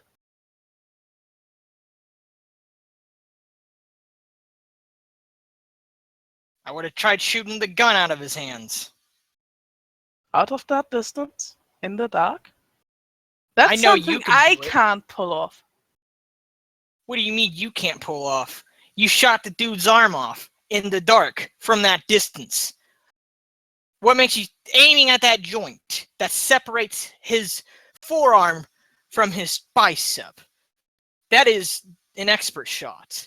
If you're telling me that you can't shoot a gun from that distance in the dark when you've done that, then you're just lying to me. And I don't was appreciate it. aiming at his arm. Do you think I planned for that to happen?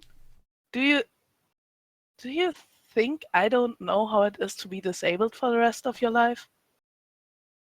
Because if you do so, then I don't know what is going on in your head.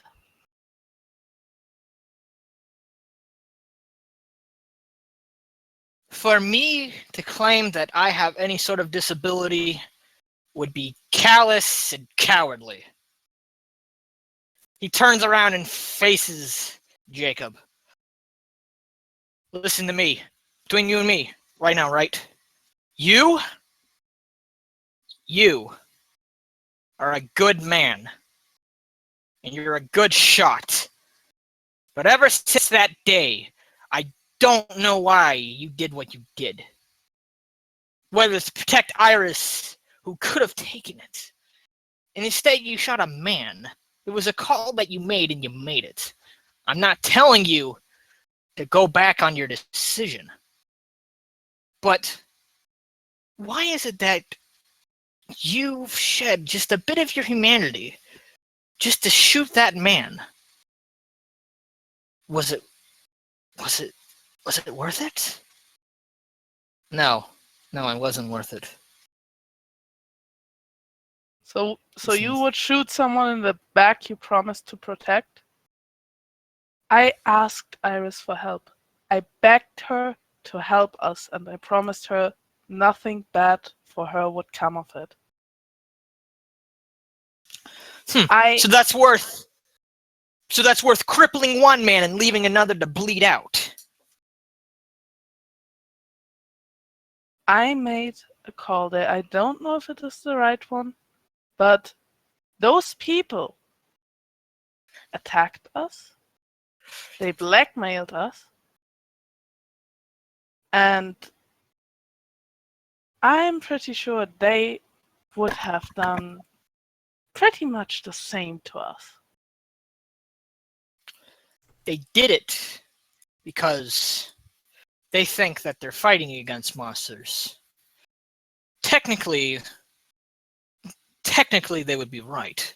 However, I'm not saying that they're inhuman.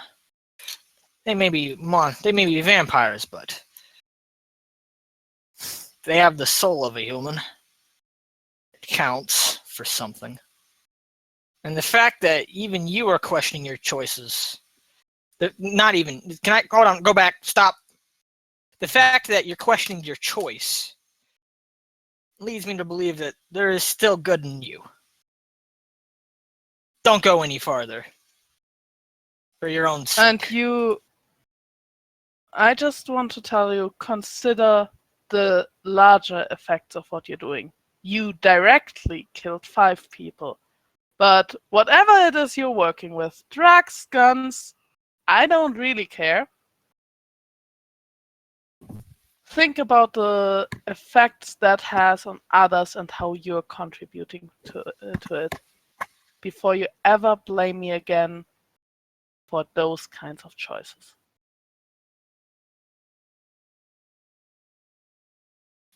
And with that, I go back. Tony just kind of looks at him walk off. And then he turns around. He just smiles. He just gives a small grin as he says, making question my choices, huh? I've been doing that all my life. What makes this moment any different? He says as he just starts walking off. Wait, you're going off now. Yep, he's just gonna go back to the church. Oh, to the church. So right. same direction as me. Wait, what? You're going to the church too? Yeah, of course. Wait, I think you go back to the firing range. To work with. Okay. Oh, wait, I think you were working on the firing range, which is not at the church. Oh, wait, that's right. I went out of this. That's right behind the church. Yeah, they got lots of woods, so. Oh, yeah. Tony, no, no, I'm not gonna start walking towards you. You're just gonna say all that while just standing and smiling as you walk away, just kind of murmuring ominously.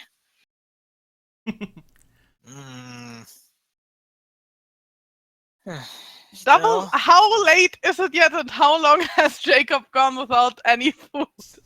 Alright, we can assume it's like 10 o'clock now.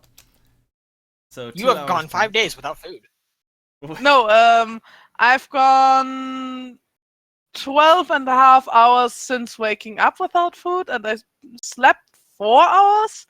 So at least 16 and a half hours, but probably longer. He's fine. But yeah, so okay, so like just to make sure we're There clear. there wasn't even sugar in that fucking coffee. but like to make sure we're clear, like so like Jacob's going back to the firing range, which is outside by the side of out back around the church.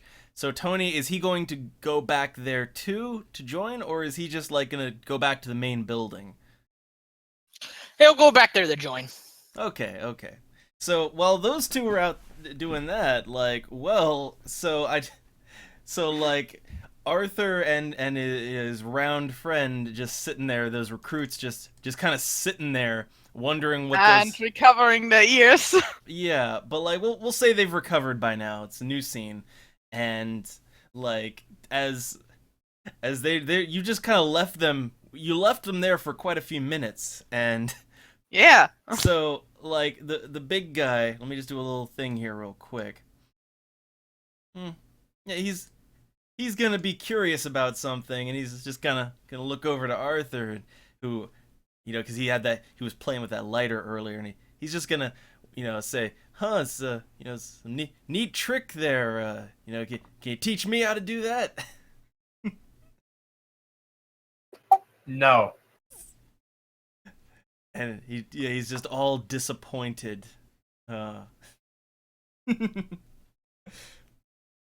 That's a world you're not prepared for, buddy. So, yeah, he's all dejected, but he's gonna go ahead and just kind of he's gonna look and see that it's clear that because I assume you all didn't like Tony and Jay. I assume you didn't like walk out onto the shooting range, but you just like went to the side. I'm assuming. Yeah. Yes. Yeah. You don't want to get shot by the Just recruits. walk onto the Okay, fucking shooting Okay, range, yes. Tony might not. I realize that Tony's not exactly the smartest bulb, but Yeah. walking down a firing range as an ex-cop, are you kidding me? Yeah, double. That's the two people who are trained on gun use. So. All right, good. I have an good. intelligence of 2. Give me a Yeah. little more credit. Yeah, I just want to make sure. I also have an intelligence of 2. High five on same stat there. So, all right. Let's see. So I was just gonna have one of them. He's gonna do some practice shots of his own, and he's a real bad shot. So let me get a roll here real quick. I will apply ear protection. All right. Yeah, Good yeah, idea. he will as well this time. So let's see. Let me get a roll going. All right. So it's gonna try to go for some of the closer targets. Double, please don't tell me that he really only has 2 dice. I gave him a nice little custom flaw of bad shot, so. Alright. Critical fail? No, not dramatic. No, he's still got some dice. I'd be testing a few shots too. How much is that? Alright. What stats are that? Alright, well, you just take. Dexterity plus firearms. Yeah, Dex firearms plus your weapon, which is 2. Yeah. So 5 in total. Yeah. So, like, we'll say you can get off a couple shots there. Like, all right, you got a hit. So you're hitting targets, and there's like 3 targets lined up at each range, we'll say. So I guess you're going for the short range, that'd be in your skill range. Yeah. So yeah, a miss, a hit, a miss, and the other guy's he's missed everything except one shot. So okay, your shooting is better than the other guy by a little bit, but neither of you are all that great, and we can say that, like, you know, as you all are doing this, that Jacob and Tony are coming back, and well, Jacob may notice that, like, not many of those bottles are breaking. Yeah, and on hearing those gunshots coming closer, he would reapply his hearing protection. Yeah. And I just assume that Tony would probably do the same, right? Yeah, you're the two ones that are kind of trained for this, so. So I'm just going to wait for Arthur to run out of bullets, because talking into this, he probably wouldn't hear me. All right. So, got 6 shots in total. So, That's a good one.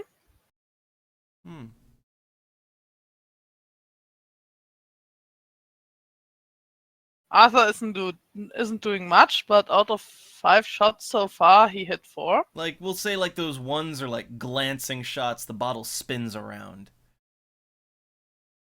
All right. So he's only got one, like, proper hit, and the other guy, like, he's missing a lot. And the few, the few hits he actually got, they just make the bottle, like, you know, it spins awkwardly, you know, kind of half broken. Wits composure to see if I see any obvious mistakes the big guy does that I might be able to correct very briefly, like in posture or how he holds the gun. All right. So, Or could we actually say Wits firearms on that?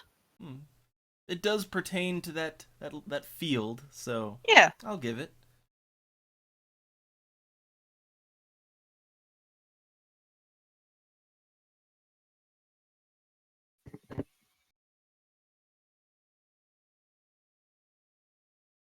All right. And with that, like, 2, well, you notice he's like 3. 3, yeah. Then you'll notice that he's holding his gun all wrong. His Please don't posture's tell me horrible. he's holding a gun sideways. Action Is he doing the movie gangster style. thing Yeah, where he just action movie holds it style. sideways? Yeah. Wait, what kind of gun is he using for that matter? Just A revolver. Yeah. Tony, a light revolver. Yeah. Tony, If he was shooting sideways with a revolver, it would knock out of his hand. Also, it would probably hurt the wrist a lot, right? Yeah, like he's horrible. So yeah, that's what you notice, that is everything is wrong, basically. So I get closer Tony, there oh, sorry. Okay. and I tap him on the shoulder and motion for him to remove his hearing protection. Alright, and he does so. You will probably more likely be able to hit a target if you, first of all, hold your gun vertically. Second of all, for now, hold it with both hands. Recoil is a thing. Third of all, make sure you have a strong stance. When you pull the trigger and a bullet emerges out of the gun, that's a lot of force that pushes back at you. And if your hands snap back, that will also alter the course of your bullet. So you have to be careful and you have to hold your arms firmly. Alright, and he's gonna listen to this advice. And so he kind of tries to straighten up and follow that a little bit. And it's better, not perfect, but better. And he'll go ahead and he'll try a new shot like this, which ear protection back on. Yeah. And yeah, so he'll try a new shot with this newly acquired knowledge. And he, again, another spinning hit, but it's a little more on the mark. A little more on the mark. I nod. Yeah, he seems quite happy. He's thrilled. So yay, you've reduced his bad shot penalty. Yay. Nice. So I know yeah. that at some point I got some notes on gun discipline because that's something Jacob would want people to learn. Oh yeah, gun discipline 101. I copied that out of the Armory book. Nice. So once he's emptied his revolver, I will motion for both him and Arthur to take his to take their earmuffs off, and also for Tony because he might need some refreshment there. What? Oh, you're offering what to? Gun discipline. Oh, yeah. Tony knows a lot about gun discipline. Yeah, Jacob knows that. Hush! That was a one-time thing, and then I redeemed myself during that same session. So hush it. So I walk in front of the three of them. There's some things you should know when using firearms in order not to hurt your teammates. First of all, if you haven't personally checked, every gun is always to be handled as if loaded. You have to Tony, be 100% sure that it isn't loaded before you handle it as if it wasn't. could I pipe in here? Hmm. Of course. Tony just kind of just covers his face with his hand, and for the love of God, don't look down your barrel when you're doing this. You wouldn't believe how many times I got called in as a cop to see some poor idiot who blew his brains out because he looked down at the barrel of his gun. Good interjection. Yeah. Second, never point a gun at anything you don't intend to shoot. Misfires happen, and you don't want to be responsible for some poor fellow dying just because you weren't aware of how dangerous the weapon in your hand is. Even if there's no clip, can I pipe in again? Yeah. Even if, okay, if you're using a revolver, making sure that it's unloaded is simple enough. But if you're using a gun with a clip, even if there is no clip, there is still a possibility that that gun is loaded because there is a bullet in the chamber. Again, good interjection. Third, keep your finger off the trigger until you're ready to fire.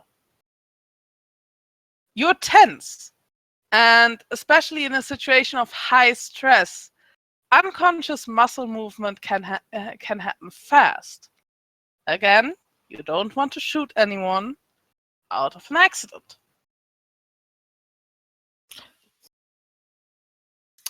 Actually, I found that putting your finger behind the trigger is also an acceptable alternative. Can I give a tip? Mhm. Of course. Oh, sorry. All guns have recoil. Remember to compensate for that. Yeah. So, all right. And my last piece of advice, and I have to admit that once working for this organization, I almost forgot about that. Always be aware of what's behind your target. Always be aware of your target's surroundings. And in the instance that I wasn't, I almost penetrated the glass prison of a very powerful being. I'm glad it didn't happen. I'm just saying, be careful about what's behind your target.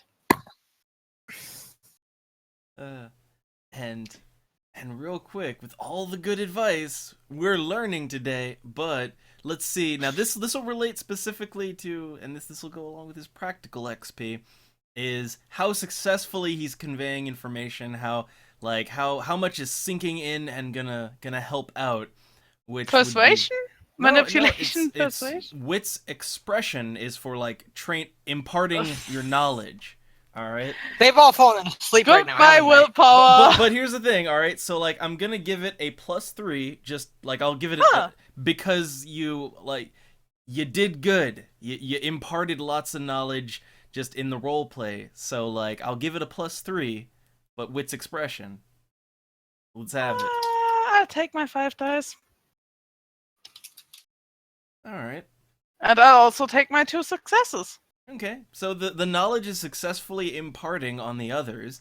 So, yeah, like if in this scene they have to make any more shots, they'll get a bonus to it. But like, yeah, that'll help out for your practical experience.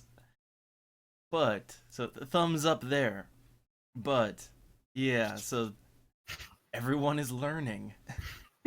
Yeah, and I just assumed that Tony needs a re-lesson on that. Re-listen to what? On gun discipline. Which we just did. Do you? That only happened once.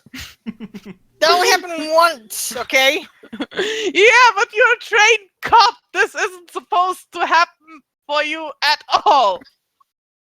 Yeah, I was a trained cop who got fired.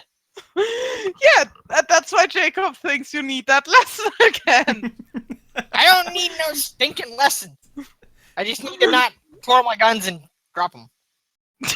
Okay, twirl, yes. Drop, no.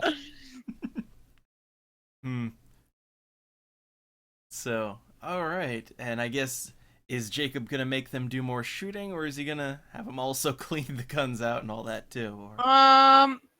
Actually, he'd make everybody do one more round of shooting, and then he'd have them clean the guns out. Alright, and we can sum up the rolls on it too. So like we can just do like one basic firearms test to see, and we'll just count that as like being for time passing. So that'd just be your dex firearms and your gun, and just a single roll. All right, I'd reload first. Yeah, but you also get I'm willing to give it for this scene a +2 bonus on your roll for all that knowledge imparted on you. All right, so a roll of 7 for me. Yep.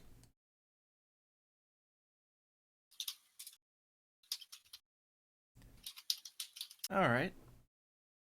So Arthur, like that would mean his shooting was pretty good. It was very acceptable, but the other guy, well, he's still missing a lot.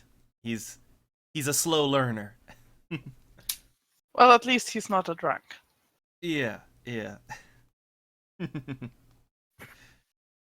So, and time passes again, we'll say it's like 11 p.m. now. So, as that's done, I would tell them to get back into the church and back into the hideout downstairs. And would Alright. start teaching them how to clean out and maintain their guns, because this is also very important. All right, and for this one we will so we can this is another one we can easily sum up with rolls too, which is And first... I would also clean up my rifle, of course. Yep. Is that dexterity plus crafts or wits I'm plus trying to think. crafts? I think it was dexterity crafts or dexterity firearms actually, because you're Huh. I think it could go either way on that, but Because I have bonus in crafts for firearms, so yeah. Oh, right, yeah. So you could use the crafts, yeah. but if I can also use firearms, I'll use firearms, because that's True. still more dice. Yeah, I'll say just for until I because I know there's a role for this specifically. I just forget what it is at the moment, but until I'm sure on it, we'll use the crafts check. So 7 dice for me. I failed to clean the gun. Well, I guess first off, yeah. I mean, you're gonna instruct them on what to do. Yeah. So, okay. First off, like we'll disregard the Arthur's role there, and so first off, let's have another wits and expression. Just a basic check for you're telling them what to do. I don't know much about that stuff. Damn. Yeah. So it's just you're just telling them what to do, basically. So you see if they can follow instructions. I have 2 dice for that, but I have still 4 expendable points of willpower, so I have 5 dice for that. All right. One. So I'll give a +1 bonus to cleaning. So for Enough for nobody to shoot themselves in the foot. Yeah, well, that would be a dex. Well, okay, so it's a dexterity crafts check, and I'll say the bonuses apply first, and then penalties is how I'll do it. So Dexterity crafts or dexterity firearm? dexterity crafts, which Does Alright. mine count, or do I have to reroll? no, yours is good. I mean, your character would be good for it anyway. If it's dexterity crafts +1, then it's going to be 3 anyways. Well, let's see. So like, okay, we'll say like bonuses first, then penalties. So for you, that's you have 2 dex, no crafts. So That's a -3. yeah. That's a chance roll. Yeah, so you're Don't shoot yourself in the foot now. Well, you emptied the gun, so you wouldn't be able Yeah. to shoot yourself in the foot. Yeah, so it'd be a chance roll. So well, let's have that. Doing good. Woo! And you can re-roll that even on a chance roll. Yeah, so awesome. Okay, we're good. I successfully clean gun. Yay! Yay, you didn't blow your hand off. Woo! And let me Yeah, do let's check. see if the other one is just a flash. I didn't destroy the gun. Yeah, so the Yay. other one. And then double rolls and the gun blows up anyways, because me, Well- I guess. So the other guy is doing the cleaning, and well, now I need to do a check to see if he remembered to unload it. I made everybody shoot their guns and empty before we did that. I said that. Yeah, you said it, but I would have counted the shots. okay. So all right, good. So Jacob can't count to 6. all right, so we'll assume no one's getting shot. So all right, but he just like he's maybe I don't know, he's breaking something. Like he's really not good at this. So Gosh, yeah. am I glad that we didn't have to pay for this.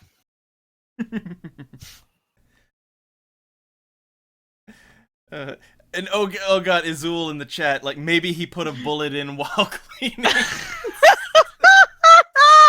Well, you know, I could do a stupidity check on that one. I have the stupidity roll for NPCs. So. Do you Wait, really this is want me to video? throw out another recruit already?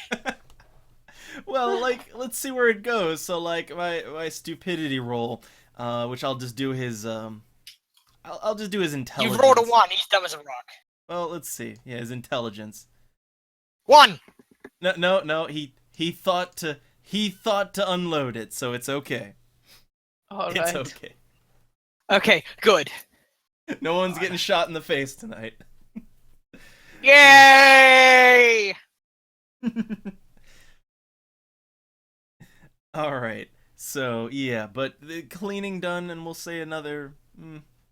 Say it's like, we'll say it's around like 11:45. It's getting near midnight.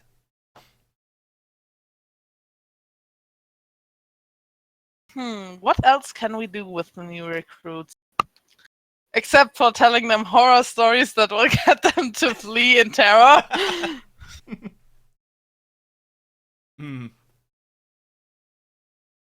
Honestly, I could probably tell a few horror stories with my knowledge of the occult. Actually, you could. Yeah. As you already showed showed that you know stuff, I would ask you to share parts of your knowledge, as everybody can learn from everybody. All right. Well, vampires, which I presume are the main enemy we're going up against here. Not exactly. We're more at an issue with demons at the moment.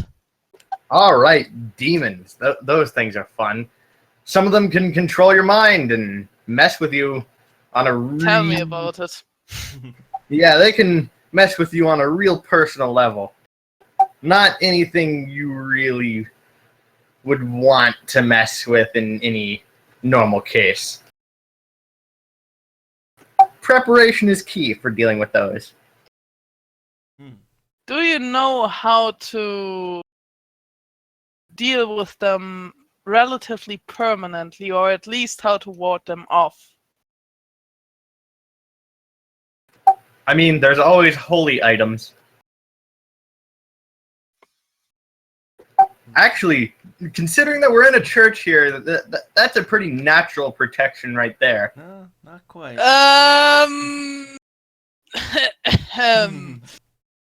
Yeah. That but- failed. yeah. Well, it depends on the strength of the demon compared to the strength of the blessedness of the church. The demon was probably very strong. Oh boy, dealing with archdemons? I don't know. I just know that it flooded this whole area with some nasty acid mold. And I've seen this stuff eating a kid's legs away. Oh yeah, I did do that, didn't I? And also, Yeah, that's not something you want to mess with. and also, Wait, is that still in the basement? They clean it. Yeah. up.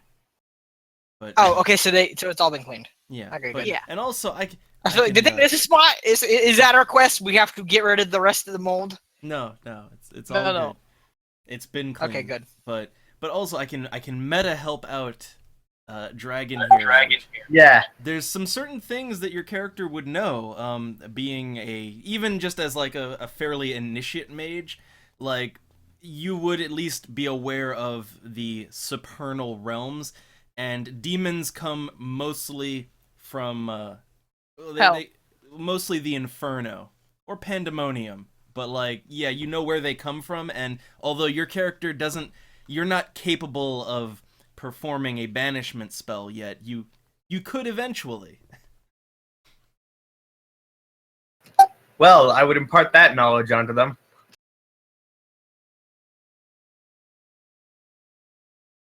And I nod again. So here's one more thing I want all of you to do, and I'm going to do myself. Whenever you encounter something supernatural, whether you've encountered it before or it's something completely new, anything you learn that might be useful in the future, you write that down. You have a journal on you and you have a pencil on you all the time. Because whatever we encounter, we are mere humans. Well, I don't know how far Arthur's power extends, but in the end, we are at a disadvantage. And our most powerful knowledge is our most powerful weapon is knowledge. Hey, Double, Yep. could we say that I, like, considering that I have the ability to write in a grimoire, that I might already have one? We could say, yeah. I would say that I have a bit of knowledge here, but That's only for awakened people, right? yeah, I would say you can't really read it, though. Yeah, we wouldn't need a normal notebook. Something that we can learn from as well. I could copy some information from here onto a notebook, but not all of it. Of course. Of course.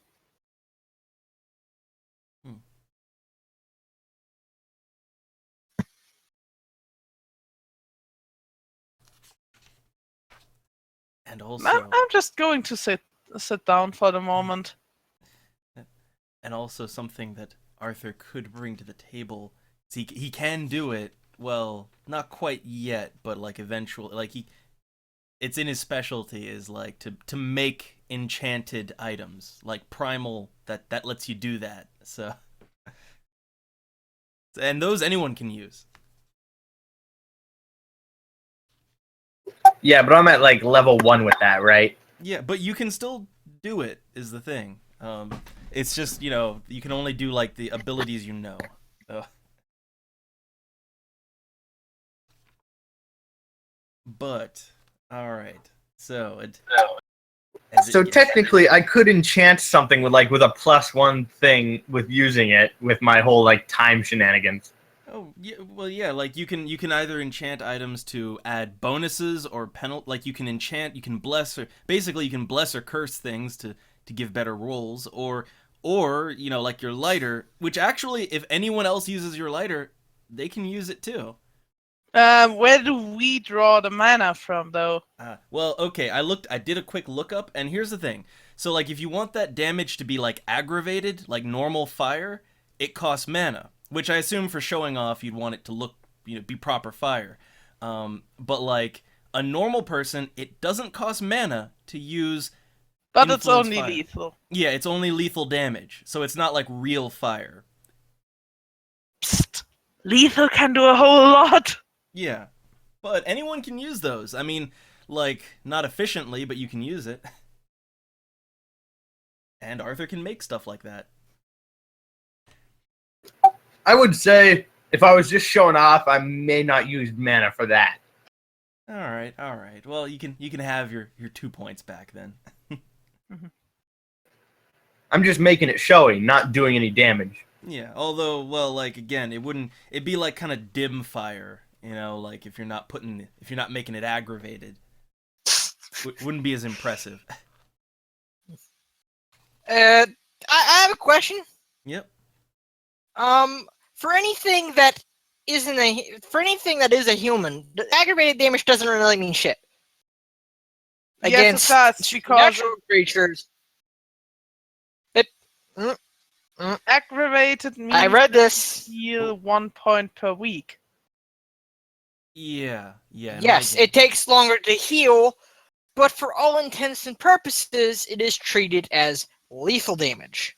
Well, no, the difference is if you're full lethal, you're still alive. If you're full aggravated, you're dead. Wait, I thought it was that for humans, if you're full lethal, you die. No, you're just bleeding out. Everyone has to have full aggravated. Oh, really? That's how it works for New World Order? But damage upgrades. So like you can bash someone to death, Yeah, I know I that bashed the Vampire Prince to death last Saturday. Yeah, it just takes a while. I like it. It's more balanced. Yeah. But anyway, so yeah, got that hashed out, and game time. It's midnight now, as they're all imparting their knowledges on each other. So, are you sharing to the class that you can enchant things?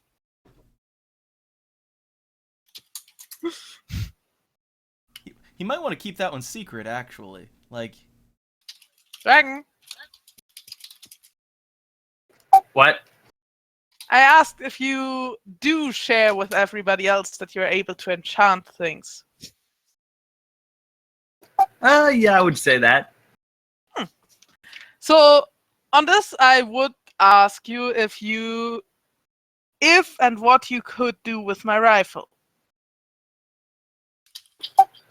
Well, if you can wait, I could gather up some skill from more knowledgeable mages and make it even better. Or if you want an enchantment now, I could maybe put some better timing on it or something. Give you some time shenanigans. Well, yeah. Your thing is you can affect probability. Yeah, I could make it more likely for you to hit your target. Yeah. Not 100%, but more likely. But if you learn some more, you would get something better out of it. Yeah. Then I'd probably want to wait. wait. I can be patient. And double, I just realized something. Yep. So on the checks that I did on those 5 shots, I didn't factor in the +1 on medium or long range. Do I still have to take 5 of those bonuses off? It's in the past. It's fine. Because I also didn't apply them. Well, just again going forward, remember bonuses and penalties. Yeah. Just. But either way, like those bottles were very dead. No matter what. It's more about, do I still have all 16 bonuses? Hmm. I'd be fine with both, considering that I don't have to buy the bullets for sighting my weapons. Oh, yeah, that's the sighting thing. Oh, God. Your gun it's too much to keep track of. Let's take it off, then. Yeah. So, alright. And again, it's around midnight now for everyone. So, first off, the big guy is he's kind of starting to yawn. So, does anyone else want a cup of coffee?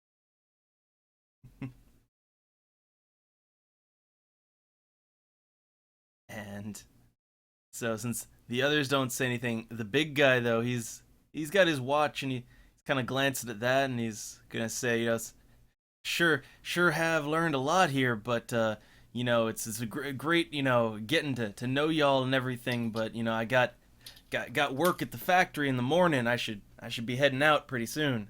Yeah, you should get your sleep. Says the person who rarely sleeps at all. So yeah, he'll make his way out.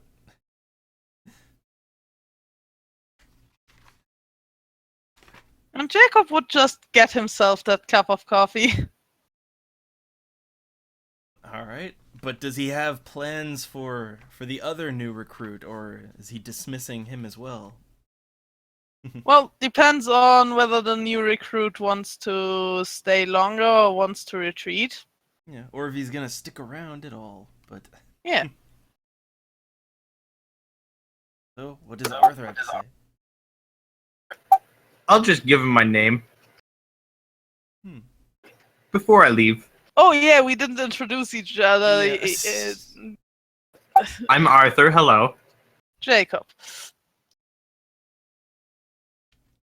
So yeah, Jacob would still get that cup of coffee and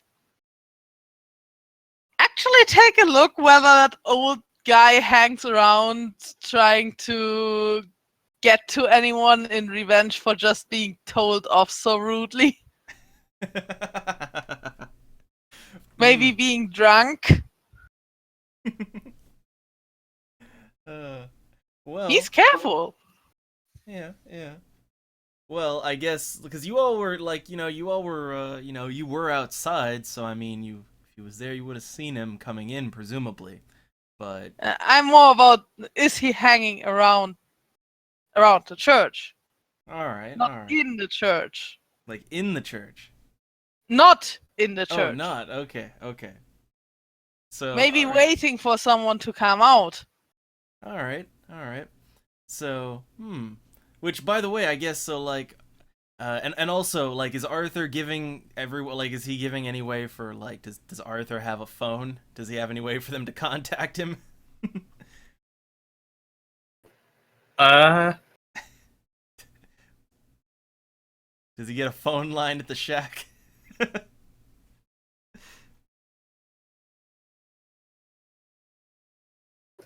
any kind of magical communication? Well, Not yet, I fear. yeah, I don't think you wouldn't have it yet. Would I have a phone? That is the question. Well, I mean, how remote is your shack? I mean, Yeah, it might be in walking range to the church. yeah. I mean, there's a cave and a spring out there. It's probably pretty remote, but it is near Ashfield. Yeah, yeah, so I mean, it could be. I mean, you can tell them where it is if you want to divulge that so they can go get you if they need to. I'd give them my mailing information. I like the idea that you still get mail at the secret cave, you know. Snail mail. Yeah. All right, so they know how to keep track of him, and so in that case, well, I guess Jacob had kind of dismissed you. So, which let me do a little roll for something real quick, little thing. To see whether the old man is hanging around holding a grudge and being drunk. Well, couple variables.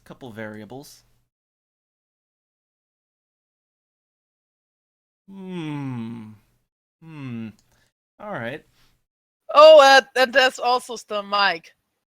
Well, that's who knows when that'll come back to bite you. It definitely will at some point, because But- someone had to do the humane thing and save Mike. Yeah. But okay, well, we'll assume like Arthur would be going out first, I guess. Yeah, but I would at least go to the door with him and take a good look outside. All right. Probably also having my hand at the revolver, So, okay. just in case. Just in case. All right. Well, in that case, I would say, it's because some time's passed here. Like, well, I guess, okay, for Arthur, which, oh, by the way, how did Arthur get there? I don't know. I mean, he does have his own place, but does he have a car? I have a drive skill of 1. Yeah. So, I mean, does your character own a car, or did they take the bus, or... I would say he'd probably have like a Volkswagen buggy. Okay, so he has a car. All right. So, well, along the way to your car, you may notice something. So, wits composure. All right. Have his tires been slashed? One, so Arthur may or may not notice, but like, okay, let's see, for Jacob, because he's actively looking around, I guess, more carefully this time. Because we can assume that, like, when you came, which also the firing range, like, there's a nice way, like, there's like a side, there is, side door to church, and that's usually the way out to the range. It's a quicker way. So you wouldn't have gone around the front. But, so let's see, let's have another wit's composure just to see if Jacob notices anything. Alright. So, like, okay, the both of you, as, out parking lot, all that, they're, well, there is, because the other guy, the old guy, drove himself here as well, there appears to be a figure sitting over, it's all dark out there, but appears to be a figure sitting in car. His car is still there, his truck, and figure sitting in it, but you can't make out much else from the distance and the darkness. I would get closer. All right. Does Arthur also join in, or is he just getting to his car? I would be wary. All right. And also, I get Tony. Is Tony there too, or is he just still chilling inside? In the church? No, he's still at the gun range, isn't he? No, we were cleaning the guns out in the church. Oh yeah, that's right. Yeah, Tony's probably just cleaning his guns and yeah, he's probably cleaning his guns. At some point, he probably pull out the MAC-10, and that's probably the Uzi, and that's probably gonna be an issue. But yeah, he's just cleaning his guns, smoking a cigarette, just casually cleaning everything. All right. And well, after Arthur had been dismissed, so like, are you gonna also kind of go out with Jacob and Arthur and to the parking lot, or is you still chilling inside? Yeah, I'm probably still chilling inside. All right. Smoking in a church. Also, I am not a very Christian man. Did you take on that offer of coffee? Yes, actually, just straight black coffee. Did you make your own, or did you take some of Jacob's? He made his own. Good idea, because Jacob's coffee is the brand Heart Attack. Nice. And that's a 6th cup this day. Without Alright. any food throughout the whole day. So the good stuff. Yeah. And all right, so like Jacob's getting closer to the vehicle, and well, you can wits composure again as you're right up on there. Let's see what details you get. None. No details. Just Do I you get shot in the guts now? well, That's no. the As you question. approach, just dude's sitting there, just this shadowy. Can I make a shadow- wits composure? Oh, Arthur can. Let's have it. Ooh. Ah, you're seeing more. Okay. That's nice. So like you're better eyes and maybe getting a little closer, so you can see this guy, like it just looks kind of slumped over and he's not moving, and he's got some that appears to be a body. He's dead in there. Shit.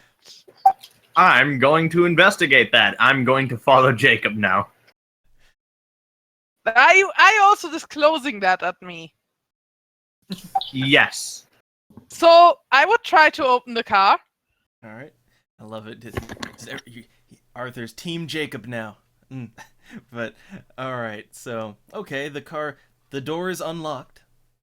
So you can I'm easily open it. Opening the car, and first thing I do is I lay my hand at his neck.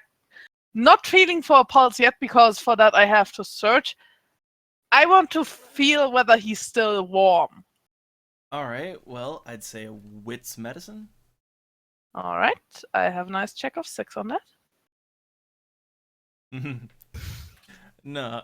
Well, he just. I mean, look, you're gonna feel that he's not warm like a person, and also the other thing is, and by this point I'll give it that like there's some blood around here, but it's unclear exactly where it's coming from initially. So you'd have to investigate. I'm further. gonna use my investigation. No, I'm Detective going vision. to do another wits plus medicine. All right. Or you could can't also do do it. investigation too, whichever is better. Yeah, but my investigation is 1, my medicine is 3. Ah, all right. My investigation is a 2. Yeah, but you're not there. Oh, no, That's a nice 3 successes. Okay. So like we'll say you kind of like Okay. notice this blood and it's it's on his clothes, and look him over a little more, and then like right around his neck there's a familiar type of wound right there. Yeah, it appears to be a familiar type of wound. You've seen some marks, two deep puncture marks there. Do you disclose that information to me? You might get something from what I'm doing, which is I'm going to crouch down, pull up the leg of my pants, and take the steak that I have hidden there off. I am going to open my lighter. So Lighter. I'm looking around, and I'm actually first calling out Iris's name, because I hope it's just her. All right. The lighter doesn't have its fire on yet. It's just out and open, ready. I love it. Just lighter ready. Okay. And let's see, for how much noise you make, how much noise Jacob makes. I'm trying to think a good roll for that. How about presence? Maybe just a plain stamina roll to see if it's a shout or more like voice cracking because of him being both nervous and not in the best shape. Well, that, but also I'd assume, how about like stamina for that, but also presence? Presence would Alright, fit that. so 4 dice. Nice. All right. Your voice echoes out into the night, and it's just quiet. It's very just bugs and all that. Very quiet night. So I would know that Iris would answer me, right? Yeah, yeah. Probably. Probably.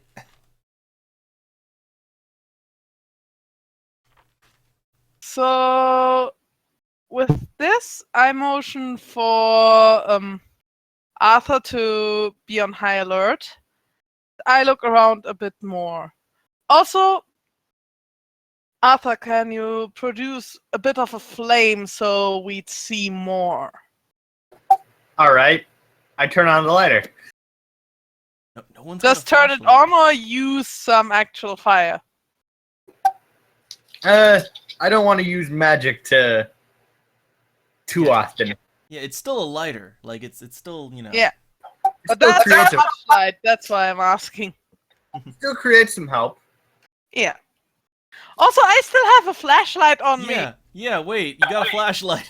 I forgot about that. So I would pull that out instead. Yeah, that would be better. All right. I don't start the fire and hopefully don't make any nearby vampires Yeah. frenzy. Also, that would also, like, if you used magic in it too, like, that would be an act of hubris right there, because you've got a fucking flashlight. Yeah. So, searching for vampire, first of all, by having the light wander over our surroundings. Alright. And I also look under the car. I just don't want to get grabbed from under the car. I'm going to do a wits composure check just to see if there's anybody, just to see. Well, I mean, you can also, like, you can do some investigation if you want to, like, maybe find clues specifically, or... I'm gonna do wits and investigation this time. All right. All right. Wits and investigation for me is 5, so yeah, I'd do that. So we'll say that's I looking don't around see and anything. Darn. any clues. Okay. Huh. So Arthur might pick up some clues, which is just, it's a gravel parking lot, and there's like a lot of the gravel around the vehicle is quite disturbed, like there was a scuffle happening here between two people. So, and yeah, like there's also some footsteps, but with two, the trail's kind of hard to follow, and it eventually just fades out. Wait, this is in the parking lot? We are on a vampire hunt right now, and you're not with us.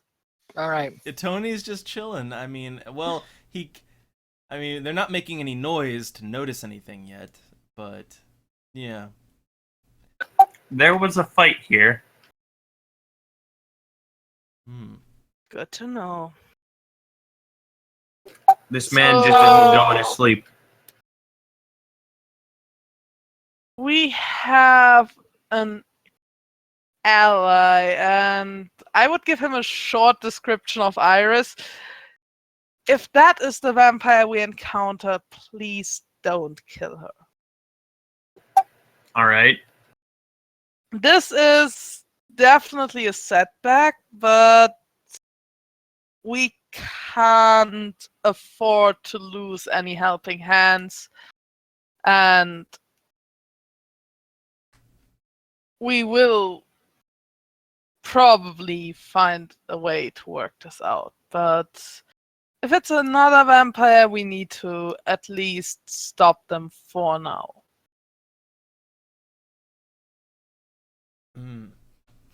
So I would do another wits investigation if I'm allowed to.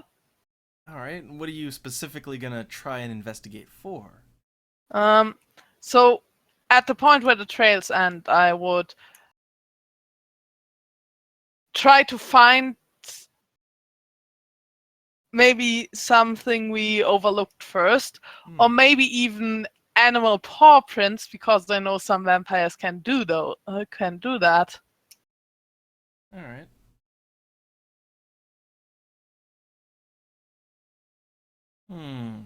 One. Also, wouldn't I get a bonus for the lighter? Not lighter, flashlight? Well, that's just so you can see properly. That's all. Well, that's it really says dice modifier Well, it's 1. it's for visual though, and like for seeing in the dark. That's what I mean. Like, you're not gonna take a penalty on looking for things. Alright. That's what it's good for. But yeah. So all right, with one, I'm not gonna give anything else for one. It's yeah, you don't pick up anything else above and beyond. Although, let's see, at this point, I guess reflexive, you may notice. Let's have a wits composure to see if you notice something, or how quickly. Do I have Alright. a frenzied vampire launch at me for the second time? Well, no, but there is a car coming down the road towards the church, though. Some lights, some headlights you'll be seeing. There is that. I would still stay with the steak for now, but considering that it might be Iris, I would slip hand and steak in the pocket of my jacket, and by now I would wear a jacket considering the temperature. Jacob had pneumonia once in the last month. He doesn't want it again. Yeah, yeah. So, all right. I guess is waiting on Car to get there then. Yeah. All right. So, okay, as Car gets closer, well, it's Lewis's truck, right? 'Cause yeah, so he's Of course. coming in, and yeah, so he's gonna pull around, and like avoid hitting all of you all that just stand out in the parking lot. But yeah, he'll park, turn everything off, and slowly get out. Very very matter of fact. Yep. And I, very matter of fact, inform him that we have a vampire attack to investigate. And the first thing is he's gonna wonder where like where were you? He's been looking all around town. Oh! Because yeah. I forgot about that. Yeah, he's getting on your case about that. How he went back and there was all kinds of like there were police and people were saying that some crippled guy attacked someone, and like Lewis has a lot of questions and concerns. I hit someone with a cane who wanted to cut up Tony with a broken bottle. And he's also gonna kind of perk up at the sound of that and say, "Tony, wait, Tony, you ran into Tony. How's Yeah, he I doing?" ran into him, and let's get to those things later. Maybe this is something you should talk to him about, because there's some issues that really get in the way of trying to have a civil conversation about this. And he's curious about that, like what's going on. I told you before that when we tried to fool those other hunters, I did things that I'm not proud of. And Tony still holds that against me. Yeah, Lewis kind of thinks on that, and he decides he'll have a talk with him later. But he's also wondering just what you all are doing, just wandering around with the flashlights in the parking lot. Again, we have a vampire attack to investigate, and I nod to the body. All right, let me just do a little check here, see how nervous that's gonna make him. Although he's a little more steeled. Is he not going to question the lighter in my hands? Well, again, you're searching around, so. Yeah. But All right. yeah, so he's a little shocked by that, and he's like, "Wait, what? Hold on." He's like, so he's gonna go over there and look. He's gonna go have an investigation on the body himself too, like just to confirm, because he knows none of you all are medical professionals. I have medicine 3! He has a little formal training, so. Ah. So yeah, he's gonna go over and look into that a little more closely while you all do your thing. And he does have his revolver, so he does have a hand ready at that. So So please tell me I don't have to do a morality check to telling that guy to fuck off, and now he's dead. No, you couldn't have known. So, all right. So he's gonna have a quick examine over it. Let me just see if he gets anything a little bit better out of it. Let's see. So.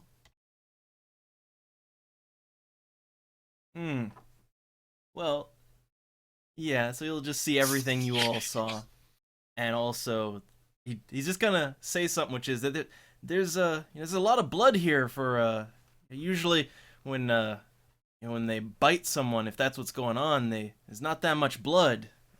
There's a lot here. So you would say that this might be a staged vampire attack? All right, and he's gonna have another quick peek over it, see what else he can gather. Wait. I have probability powers, right? Yeah. Can I use my magic to tell the probability of a vampire attack right now, or in the near future? Ooh. Let me take a look real quick. I have the mage book right here. Let me just see if any of your Because it is a yes or no thing. Like, is a vampire going to attack in the near future? Yes or no? Well, but let me just see like what power and how exactly that would apply real quick. I'm again got to get familiar with your abilities here. So let me take a look at it would be a fate power. And let me see what we got. Okay, fate be one of the 1-dot ones. Let's see. So, well, okay, like there's one way you could take this, which is you can determine interconnections, so like you might be able let's see. Trying to see exactly like how this would well, you can see if things are connected or not, which that might be a way to take it. And let's see, we have quantum flux, which I'm just seeing which one would apply the most to this. Let's see, no, not that one.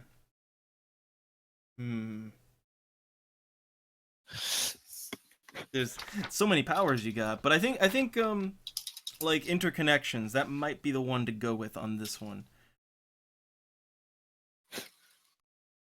All right. Okay, we'll go with that. And like, okay. What? So first off, paradox. Like, well, let's see. Let me think. Would this count as paradox? It's fate. So, all right. So paradox. How many dice are you up to now? You've casted what? 2 spells? I think it's like 5 now. 5 dice. Well, it's just. I think you've casted 2 spells, so that would have been 1, 2. Okay, so you're up to like 3 paradox dice now. But it's after midnight. Oh yeah. Oh right. It's a new day.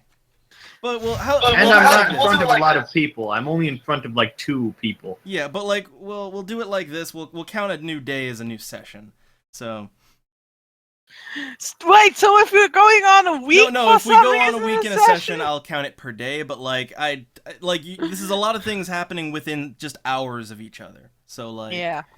Yeah, but okay. Like, so first off, your paradox. Let's have that. So it's again, you are still in the presence of people. Like, it's just anyone is a -2. So. All right. So.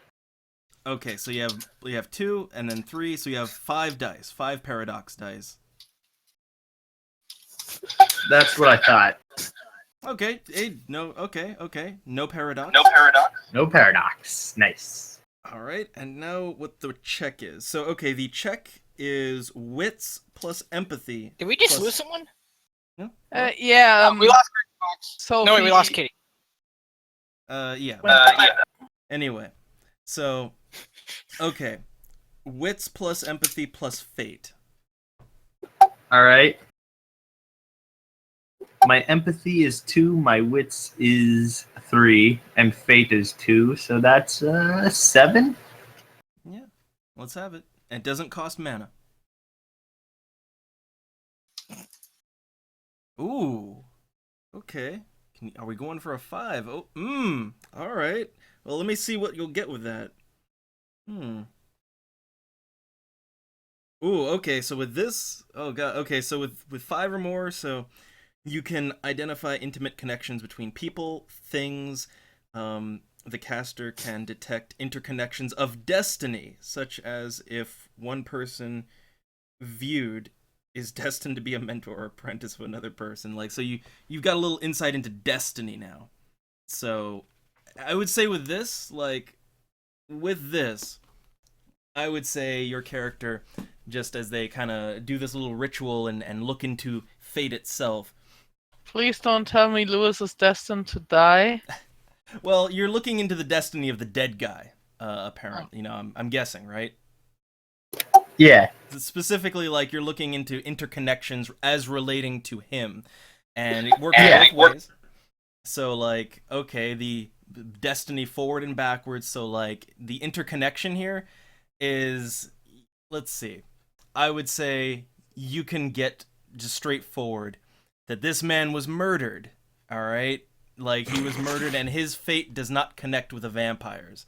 There is no vampire connection with his thread of fate, if you will. It was a human and another human thread that connected with his. So you could get that. Wait, much. purely human or human plus demon? Just purely human. Purely human. So not the slasher. Yeah, so that's what I'll give. You look into the threads of destiny, as it were. A vampire didn't kill this guy.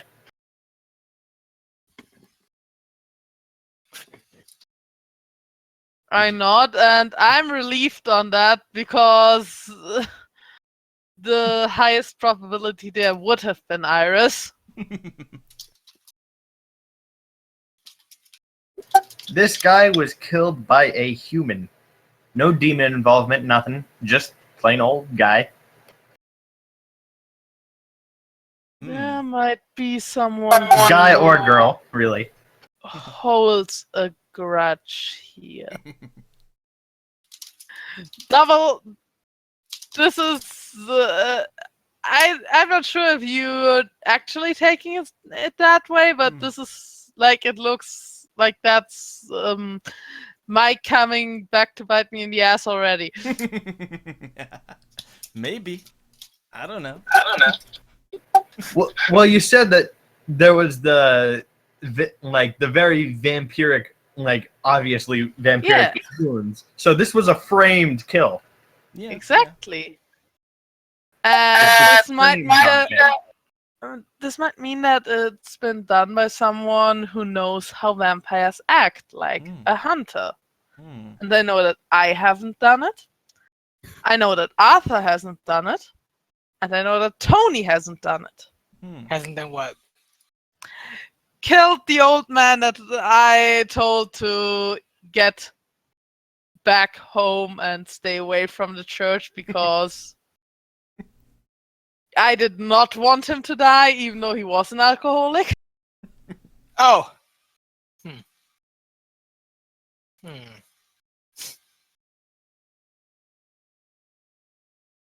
So I would want to do a bit more investigation around the car to see if the footsteps just by the traces just by size would match maybe to Mike. Yeah, a larger man's footsteps. Yeah. So, okay, now that you know what you're looking for specifically, all right. Wits investigation again. Yep. And just to get a closer look, even though it hurts, Jacob is going to get into a crouched position. All right.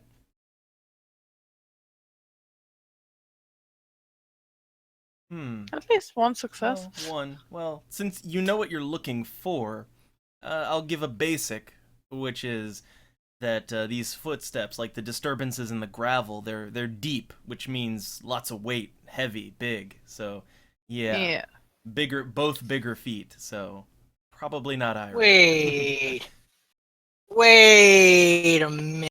Yeah. This might be some. Oh shit. But then again, that guy just left. And the corpse has been cold for a while, right? Oh Yeah, no, the wait, so it isn't corpse, them. like you, yeah, it was you. Yeah, it was not normal temperature, so it had been cooling off for a while. So it couldn't have been new guy because he just left. Yeah. And he was with someone all the time. Yep. So Jacob is going to just pull his hands through his hair. This has to be settled once and for all. Now, and I leave both of you to a choice here. I am not going to do something I'm proud of. This will be another thing that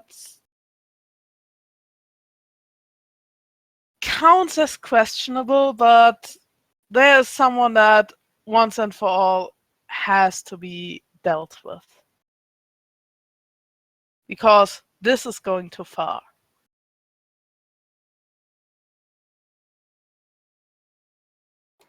I pull out my revolver. That's a statement. Yeah. And I can't kill anyone with magic, right? But I can kill people normally without taking a hit to my You can- wisdom, right? no, you can kill people in self-defense just fine. Like it still relates to the morality scale, and it's basically don't kill people with magic that don't deserve it, essentially. Well, no- we're hunting alright. a killer now. yeah. So no, you can set him Alright. on fire all day. But does Lewis have any issues with that? Yeah, he's got a little bit of a. He's just kind of shifting his weight there, thinking about it for a minute. But yeah, he's just kind of rubbing his forehead and not saying anything there. Lewis, I know what you think on this, and believe me, I think pretty much the same, but we got ambushed by them. You got kidnapped and used as a hostage. And now murder. With someone who, at the point being, wasn't affiliated with us anymore. I told him to go. He was an innocent man who had nothing to do with us. This has to stop, and it has to stop now. Because if we don't stop this man, there's going to be a body count, and it's going to be not just on me, but on all of us. Not to persuade him. Any bonuses for arguments? Yeah, you make a case. It's not what he wants to hear, but you make a good case. So, yeah, +1. I'll take my 5. Well, you can get through to him at least. And Lewis was kind of on the fence already. So, he's just going to shake his head and say, you do what you have to do. I don't really want any part in it, but I understand. I would have left him alone if he had done the same. But murder, just for the sake of luring us out, is one step too far.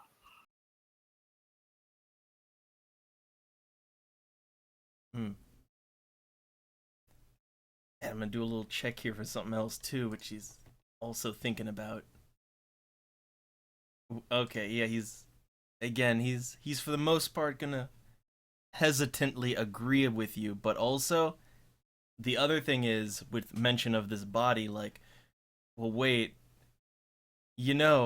I get all that, but what are we gonna do with that? You know, he kind of motions to the body over there. Could my interconnectedness and fate skill know what's going to happen to it? Well, I mean, it I got a has pretty high roll. Actually, Jacob has a suggestion on that. Ooh. And it's one that visibly is hard for him to vocalize. You do know that there's a lot of alligators in the swamp. Oh. So you're just going to feed the body to alligators? Again, it's not an easy thing for Jacob to say, but calling the police? No! Gonna have to chop it up a little bit too first. Just... I We would can say ask Tony to do that. He's Yeah, not where's taking Tony when part you need in him? that. would that be destined to happen? Like, is it going to happen? Because I would know. Well, the thing is like they're deciding right now, and you're part of the process. So I would say the fate would be a little too uncertain there. It could change at any moment. Yeah, that was just a suggestion.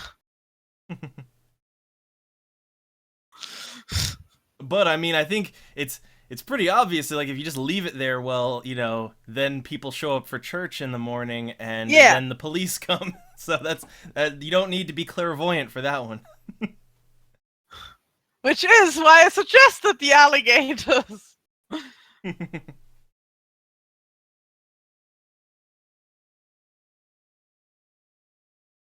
And oh god, so let me do a little composure check to see. Yeah, Lewis he really don't like the sound of that one. Like, Listen, Lewis, you can't bury him behind the church if you want to, but if the police shows up, you're explaining that to them. I know it's not the perfect solution, but I don't have a better one. Whoa. If they do find out, show them the bite marks and tell them it was a vampire.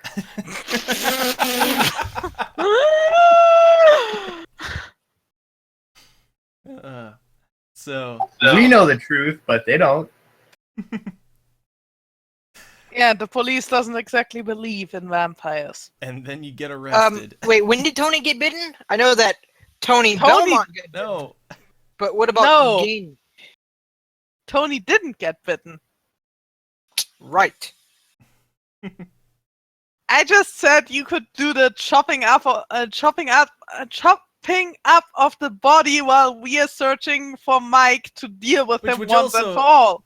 Yeah, you know what? Like, we could, like, Tony might be wondering, like, where, you know, man, they've been out there for a while. Like, he might take the initiative to go outside on his own, so he's a part of this. Maybe. Honestly, I don't know what the fuck he's been doing. I've just been sitting here listening. Well, like, you could do, like, I don't know, an intelligence composure check, like a little memory thing, like, just thinking they've been out there for a while. Okay, I guess Yeah, that'd be a way to decide. eventually he'd just go outside and start sitting on the front steps. Like, And see Jacob, Arthur, and Lewis discussing things.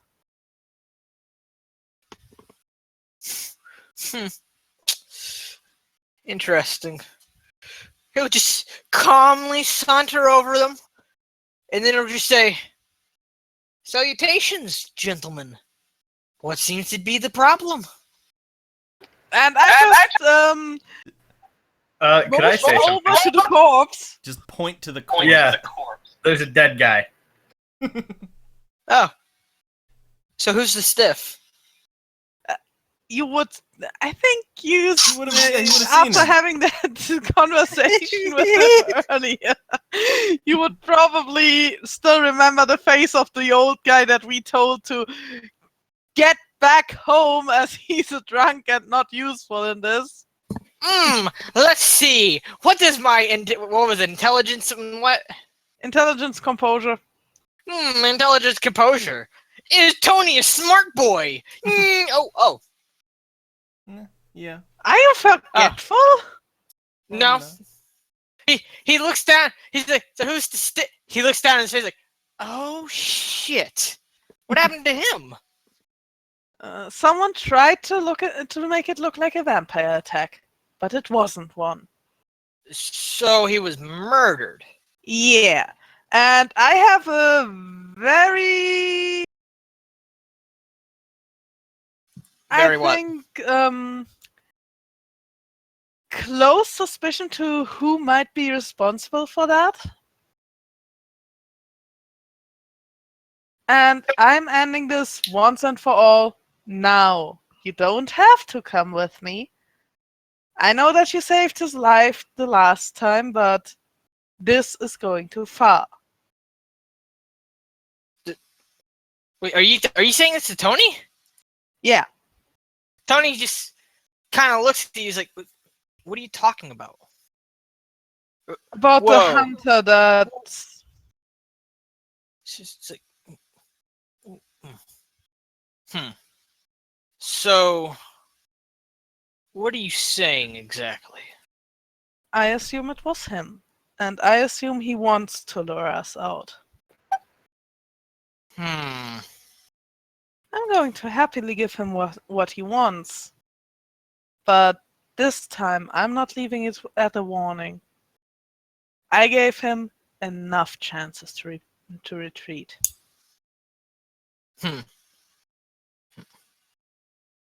I'll go with you. I have a question. Out of meta. Mm. Yeah. Would you guys have encountered just like a normal mage before? No. And you're just completely normal with me, like not suspicious, whereas the only magic you have seen has been of like malicious things.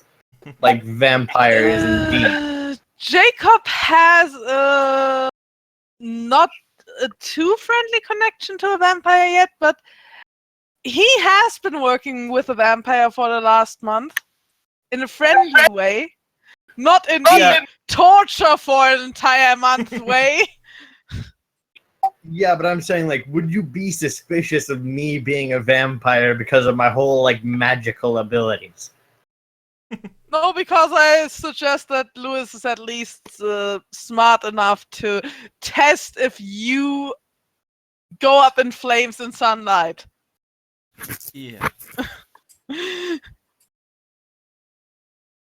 Still, like, the only magical things you have really encountered are usually not normal people. But Yeah, but Jacob's I also seen didn't more have than too lighter. much of an issue with Gordon. Yeah. Well, also, like, in general, Jacob has seen... He's seen a lot more than just a fancy lighter. Yeah. A lot. Yeah. Well, there was also the thing where I determined that the guy was killed by a human. Yeah, although Yeah, that was which all, is like, internal. There was useful. no special effects for that. Also, here's the thing.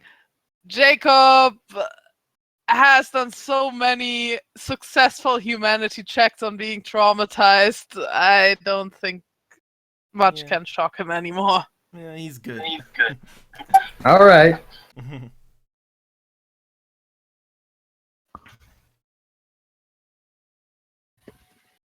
But...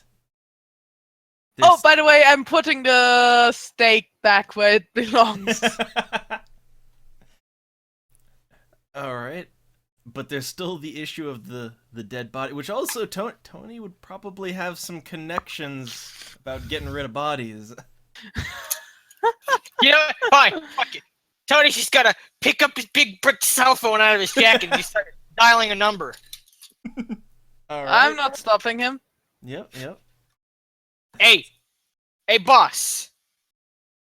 Hey, you got the number of that cleaner? You know the one who did my leather seats. I need his help again. Do you still got his number? And yeah, your boss just kind of, he's thinking on what you say, and he says, "Oh yeah, I know all about that. The get your car all reupholstered, get things cleaned out. Yeah, I know what you're talking about. I can hook you up with that. I need that cleaner. He needs to take. I need him for a different project. All right, and yet your boss will say, "All right, well, you want me to put in a word for it, or just tell me where you're at, or you want to try your chance with him?" I'm just gonna tell him where I'm at. Okay, and he's already got the good connection, so he can handle that. So yeah, he just says, "All right, give it an hour. I can have some people out there." Sounds good. Thanks, All right. boss. Yep. He hangs up. Tony just puts his phone back in his shirt. He's like, "All right, there's gonna be a guy here in an hour." No one questions it. I won't ask as long as the corpse goes away. When you're done, Lewis is gonna be a free man, and there's not gonna be any holes in the back of that church.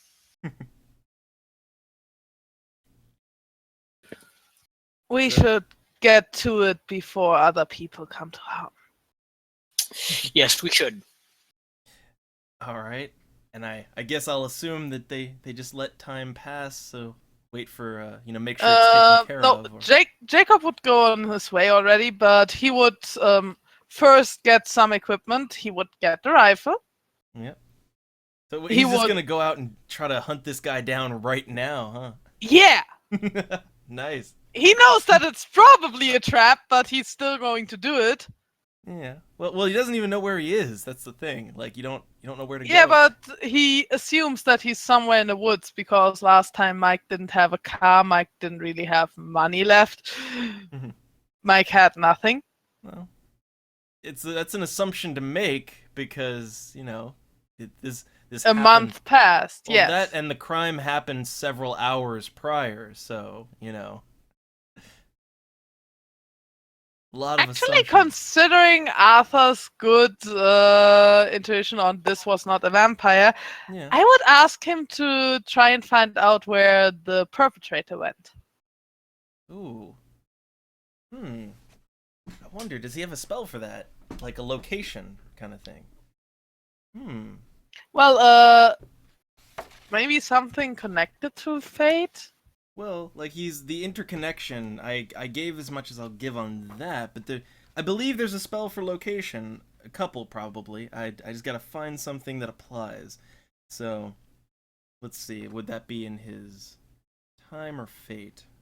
Probably fate. Let me look. Let me see if he's got anything that might help out here.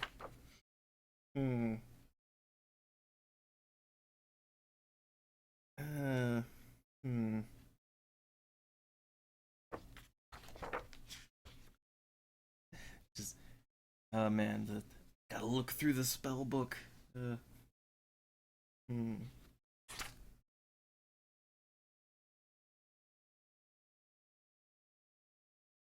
Honestly, a copy of that spell book for me would be helpful. Yeah, I'll have to see if I can find a thing of the Mage of the Awakening, a PDF of it. I'll have to see if because it's, oh god, it's a lot to go through. Let's see.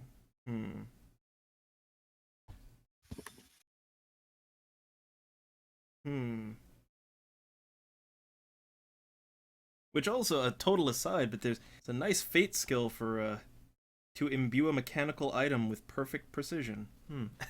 Anyway. Ooh. Yeah, let's see. You can shift odds. Binding oaths like that. It's no level 2 fate spell, so what else you got? You've got Cat. No, cat! Don't take my fucking USB cord with you. Yeah, don't do that ever again. Bad cat. Bad. I love you. Ooh, you might have something under time magic. Let me see. Time, like you might be able to maybe look into the past or future. That might cover this. Let me see what you got. Time, prophecy. Let's see. What is Mage Sight useful for? It's for like it's kind of like unseen sight. So like seeing supernatural things and left, spell residue. I guess you could maybe kind of equate it to a sensing from Shadowrun. All right. I like how even you're now doing the comparisons to Shadowrun. All right, let's see. So time magic. Let's see. Okay, so you might be okay. There's augury, so you can see the future in terms of generalities. But let's see how exactly. It might be too general for this. But okay, like I might give it like it's like simple questions, right? You might be able to divine simple questions of will they happen or what's going on, like that might apply.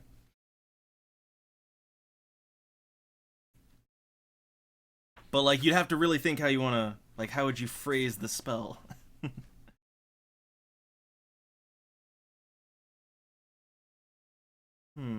Or okay, actually no, this one's perfect. This one will work for you. Post cognition. So you can you experience post cognition. You can review the past of your current location or any moment in past, which that would be like, you could see like, okay, how did this person leave, right? Yeah. That would probably be the most accurate you could apply with what you've got. If that's the way you want to. All right. Okay, so then you want to do a post-cognition on the area. So for that, well, okay, first off, the paradox. So 6 dice. yeah, up to 6 dice now. All right.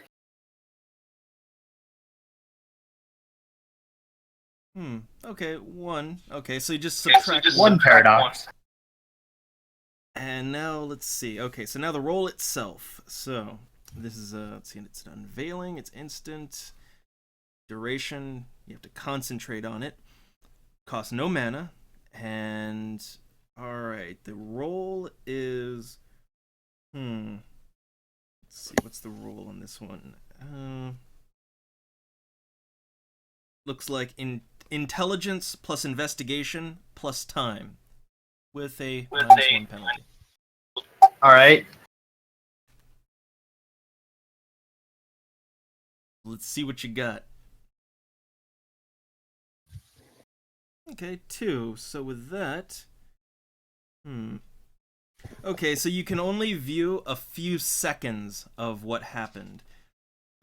So with that, like I'll say, you just maybe see a quick flash, just a few seconds of like post what the neck stabbing. Just you could maybe see, you could make out like that there were some lights there, some headlights, which might help, and then running off in that direction. So that's like the best I could give. I have an idea, but it would probably not work. Could I know the weapon being used? All right, and yes, you would like see like the last seconds of the stabbing there. So it was like an ice pick basically. Just right in the neck. All right. And also because you'd see the scene, it's a one-armed man. It was in fact the one-armed man.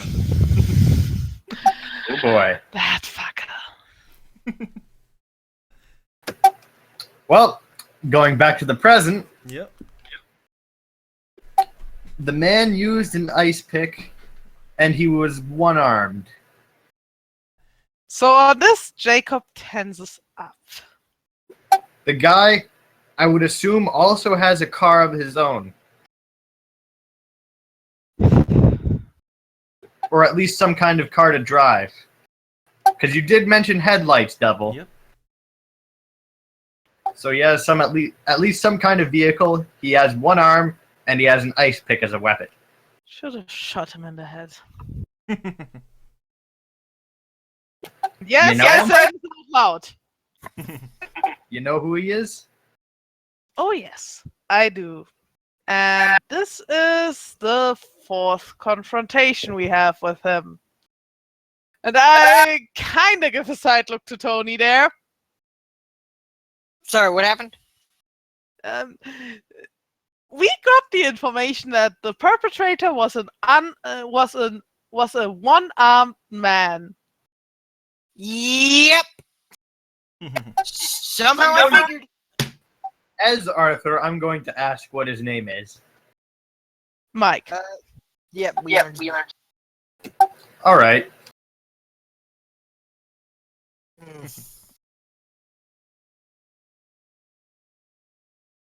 Actually, Jacob would want to make sure that Mike isn't going after Iris, and he has a suspicion where Iris might be. Hmm. So he's not going to Usual. run off into the woods then. The orphanage. Hmm. All right, he's getting ideas. This is good. And he would pitch that to the others. It's possible. It sounds like the first place we should check. Checking there would maybe give us an idea where he might be, and if not, at least we would have another person able to fight him up close. Wait a minute. Why don't we just draw him out to the orphanage? Let's have a shootout. Because at the there's orphanage. children there. Exactly. And what else will make a man less hesitant to kill than innocent children? I don't think that anything will make him hesitant anymore. I think we still need to bank on the fact that he's still a human being. Tony, do you believe me that if you lose something that defines you, you become reckless?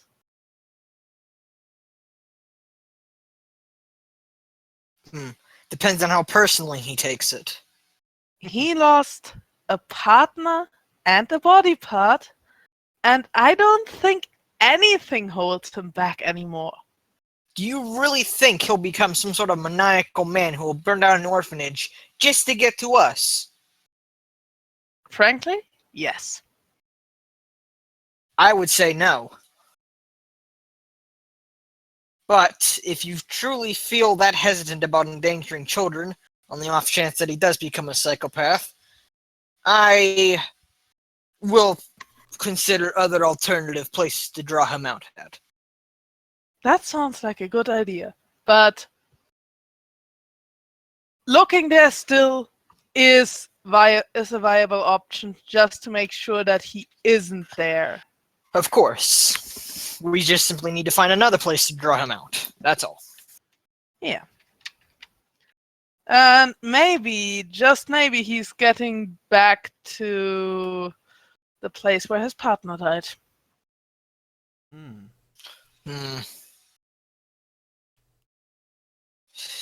But I would want another person who's able to take him up close in this confrontation too.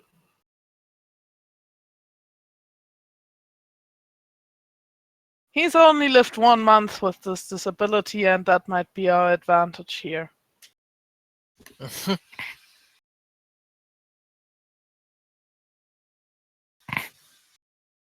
So, who's driving?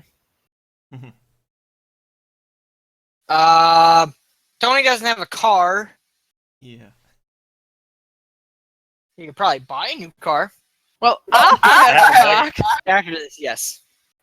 I have a buggy. Do you mean a fucking scooter? No, Or like a dune buggy? a Volkswagen buggy. God, how many people can that fit? 2? Actually, no, wait a minute. Isn't it the one with the engine in the trunk? Oh, if they start shooting at us, then the front won't have the engine in it.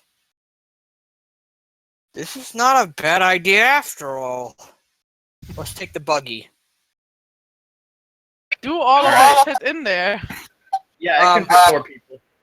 Oh, you can fit 4. Oh, well, Wonderful. yeah, fuck it. Let's take the buggy then. It's a tactical advantage, as long as no one sneaks up on us. Any of you better at driving? Tony's actually pretty good at driving.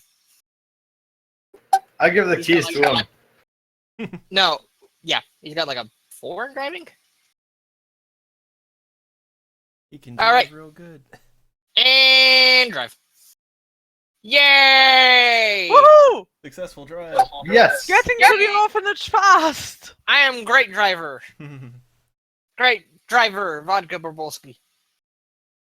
So as I guess half an hour again. All right. So yeah, about half an hour, and also, which Lewis not going with y'all. He's gonna stay and keep things locked down there, and also to keep an eye on whoever's coming to deal with those bodies. So That body, you mean?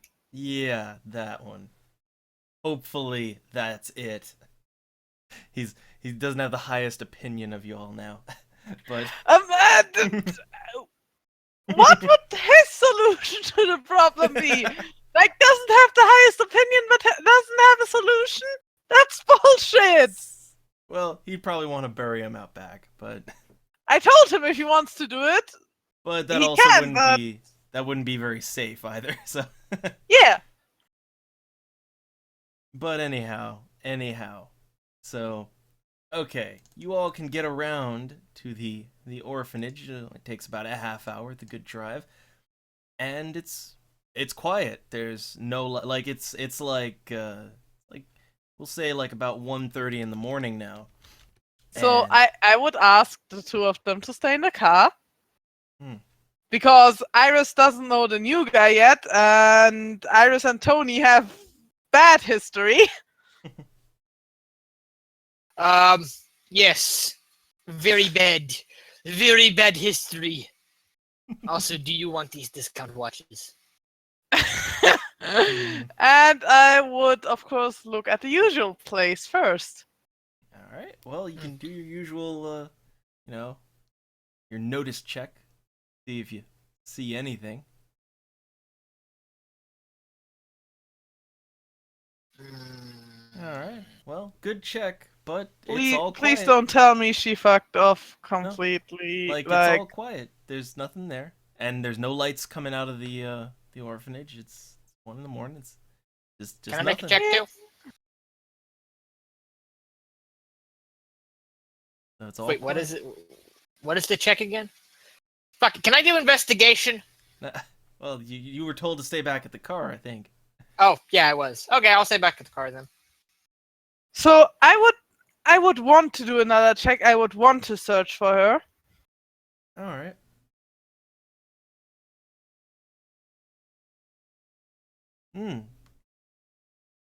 Well, I'll say with 4 successes, like that's a good exhaustive search. Would find that no, there's no no piles of clothes anywhere, no disturbed no anything around there. It's just yeah, she hasn't been, looks like no one's been here in a little while. So the next one is intelligence composure, to remember what set Iris off in that tense situation that got us into this load of bullshit we're in right now. You mean the bad social interactions? No, I'm talking about what set her off when things went to shit with those hunters. Because it wasn't the beating. Yeah. Well, I remember though with one success. oh, yeah, like, well, although your character didn't overhear that. She told me. Yeah, well, yes, that is true. I asked her what the fuck Yeah. happened. Yeah, so you remember the conversation, but yeah, didn't actively hear it. But Yeah, but I might still have the suspicion that she might have gone off to search for those friends who got in trouble. well, you can have you remember things and you have your suspicions, but no. So I'm getting back to the car and telling the others that we need to get back to the church, because the next place I want to look is her room, whether she may have left the message. Like, oh, I'm going out to search for Robert and the others. All right. Well, then I guess another drive check. Let's see if we get back in a timely fashion. So I guess that'd be Tony's driving. Yep. Gonna drive. I sure hope I don't crash into any homeless people. Oh, nope. All right. Timely fashion. So I'll say on top of the time spent investigating and get back, so it's about 2:30 in the morning now. And which by this point, because you've been out for like an hour, so yeah, like Car and corpse gone?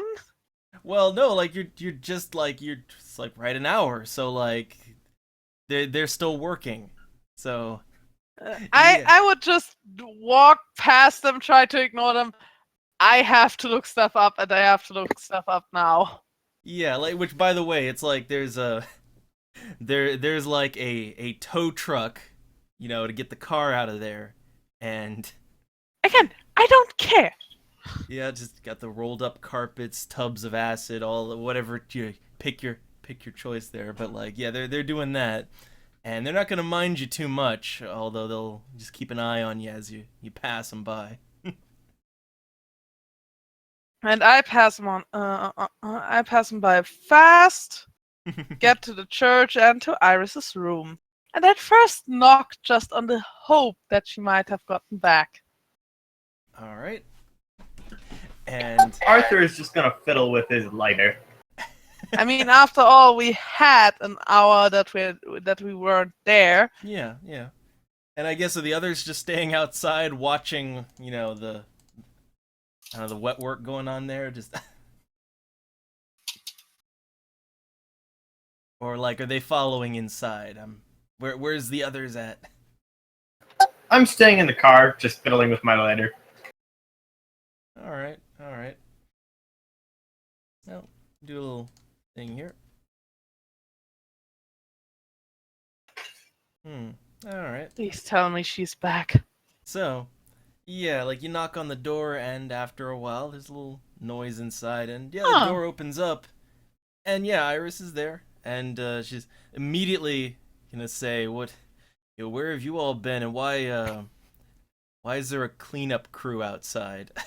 So, first of all, I sigh in relief that she's here and she's fine. And this might be a bit more of relief than just, oh yeah, Iris is not gone. We didn't lose a valuable team member because I also see her as a friend. Yep. Right. He expresses concern.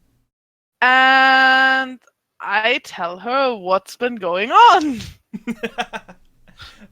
I'm not necessarily asking for her for help again, but I'm also telling her that I'm not fine with human framing vampires and probably trying to frame her by killing other humans.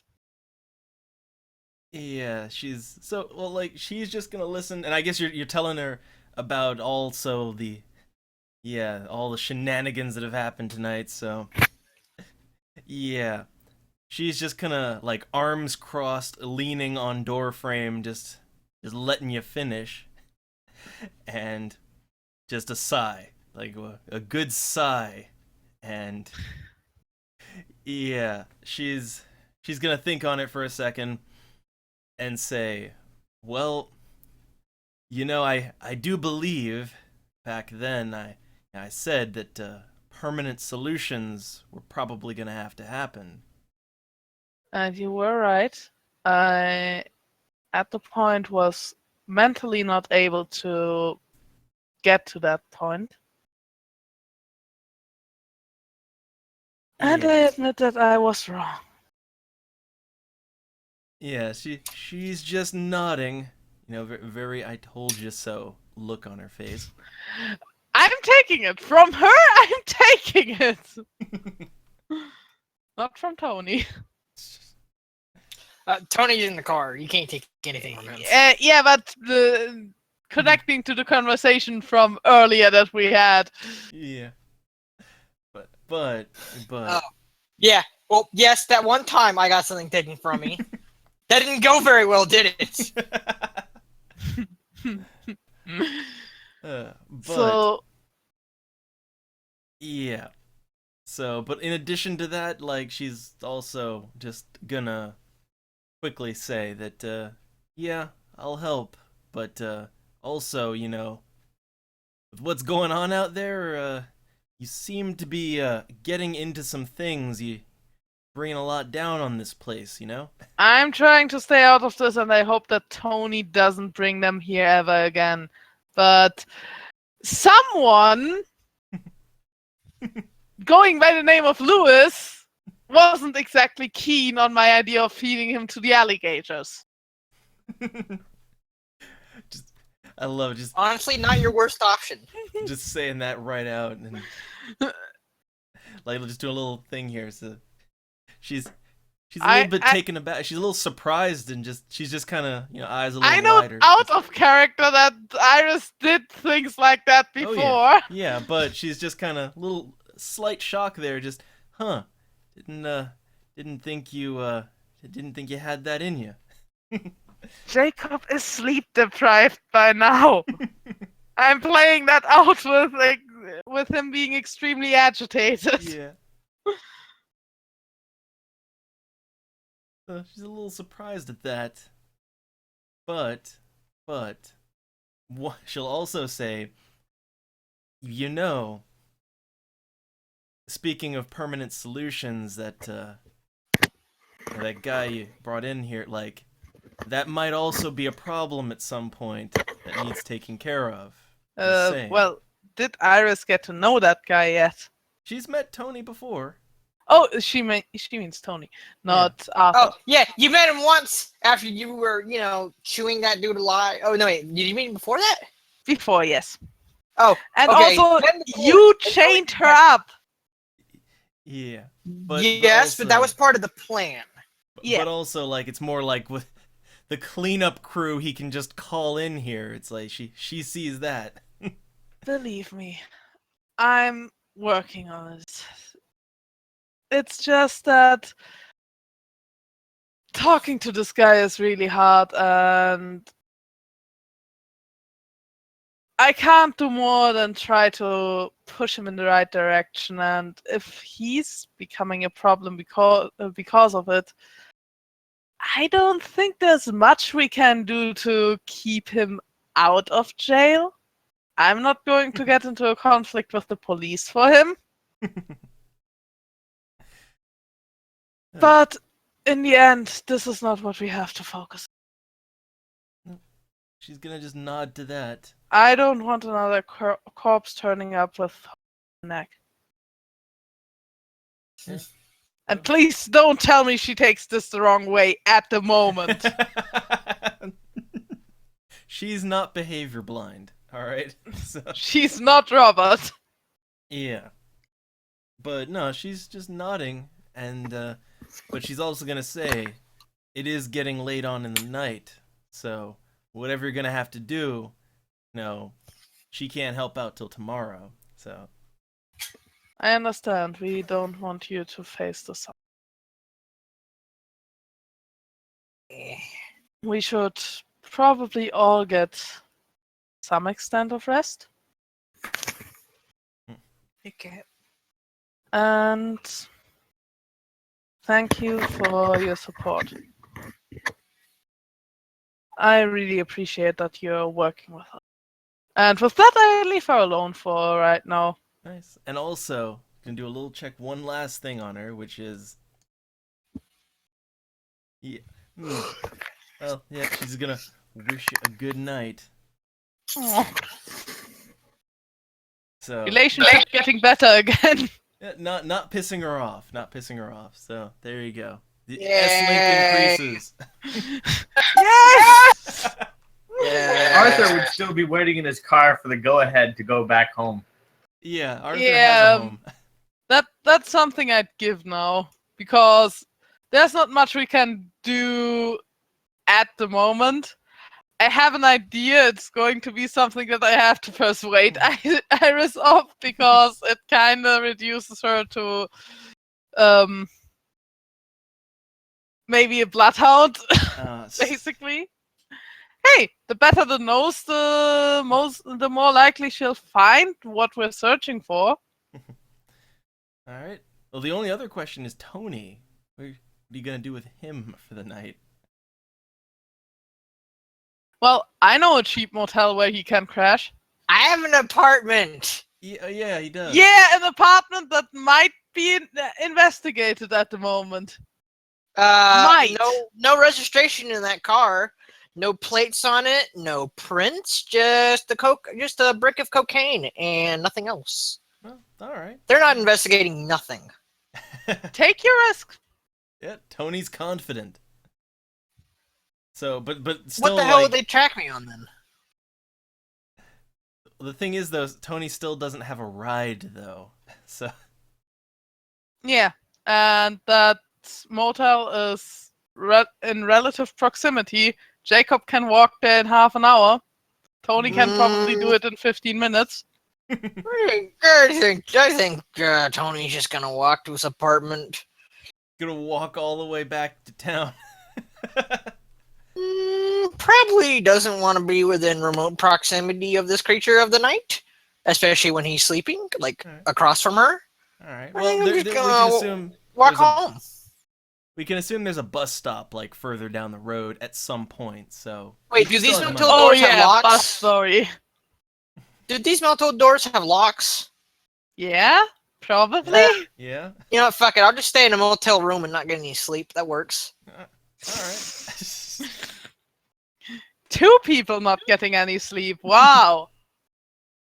All Well, right. at least one of them eats properly, though. So, okay, well that would be the adventure for this evening. The only other thing is, as I think the main thing is for Arthur, which is so like when he goes back to his sanctum, so is he gonna try and meditate for some mana? I mean, don't I have full mana? You can have 10 actually. You have 7 right now, and your Hallow can produce 2. All right, yeah, I'm gonna meditate for some mana. Get that 9. All right. So let's see.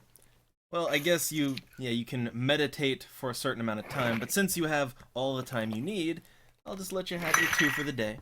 And it's a new day, so like that'll be your 2 for the following day.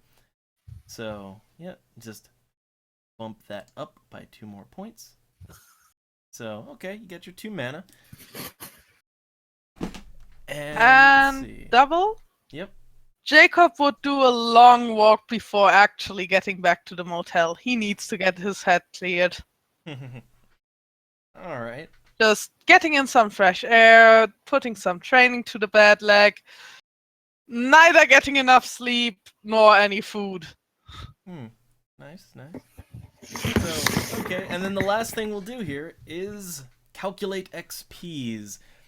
And so we'll start up with Arthur, and I know Arthur doesn't have any flaws yet. We kind of speed created the character, but we'll work that out next time.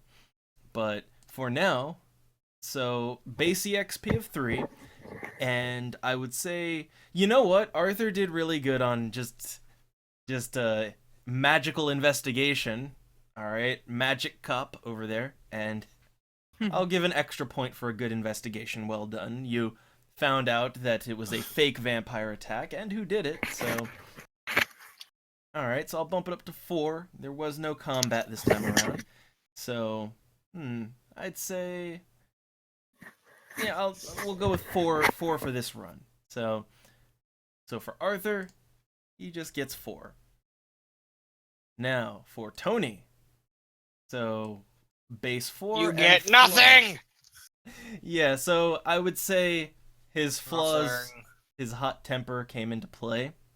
And, well, Yep. burnt fingerprints, well, I mean, it did kind of save him from maybe some extra investigation. It saved So- them from jail time. Definitely. Yeah. So, okay, I will bump it up to 6 for Tony, so that'll put him up to 13 13. EXP. Oh, motherfucker, if I hadn't have bought that single dot of whatever the hell skill it was, I could have increased my strength. And now the harder one to figure, Jacob. So, okay, 4 is a base, and then Lame. Lame came into play. I wouldn't say restless. He described it, telling Yeah, Tony but it that didn't- he can't sleep, but didn't negatively affect him this time. So, Mm, except sure, for no. if you also add not sitting down to eat anything for almost 24 hours. yeah, as but he hasn't restless. negatively been impacted by it yet. Yeah, double this should have a negative impact on someone with that little weight. Well, tomorrow we'll say, like the next time, yeah, he won't be feeling good the next day, but for now it didn't come into play. So, All right. So okay, so like I will put that. So that's 4, 5. So okay, we'll give you five regular experience, and now for the practical experience. And so I would say, okay, you spent time training the recruits. That'll give you 1.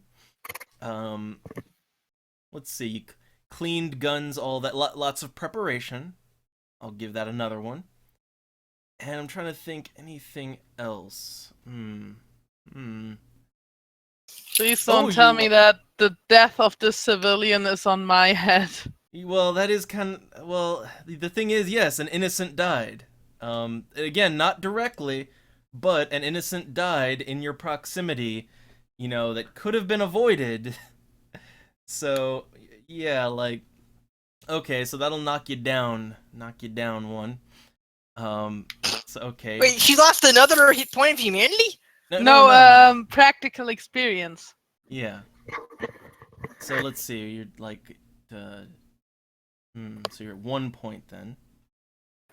Could I spend Well, hold that on. experience? We'll get to it. We'll get to it. But like, okay, practical EXP. The other thing I have to factor in is you saw some new abilities. Yeah. Like you've not encountered a mage before, and he used several abilities you've never seen before. So I'll give 2 for that. So 1 for encountering a mage, and the other for his abilities that you have never seen before. Keep the practical experience off. That's going to be expression. Oh, okay. So I guess you're gonna use all your points for that. No, I just used that 3 points from the practical EXP Okay. because I can't raise it to 2, Yeah. sadly. All right. But having 1 expression is really useful. So let's see. Actually, no, take normal experience for that. I can use practical experience to get back willpower. Yeah, it has other uses. So okay. And then you get your I changed 3. it up. Okay. So all right, you're good. And then okay. So what? Dragon, what do you want to do? I was hoping I could upgrade my athletics by 1. Well, let's see. You have 4 EXP, and for skills, it's like 3 a point, as I recall. So that'd be for level 2. That would be 6 6. points. Yeah. So you don't have enough. I'll need 2 more. Yeah. But well, there's a few other little things with your sheet. We'll figure those out in time. But for now, you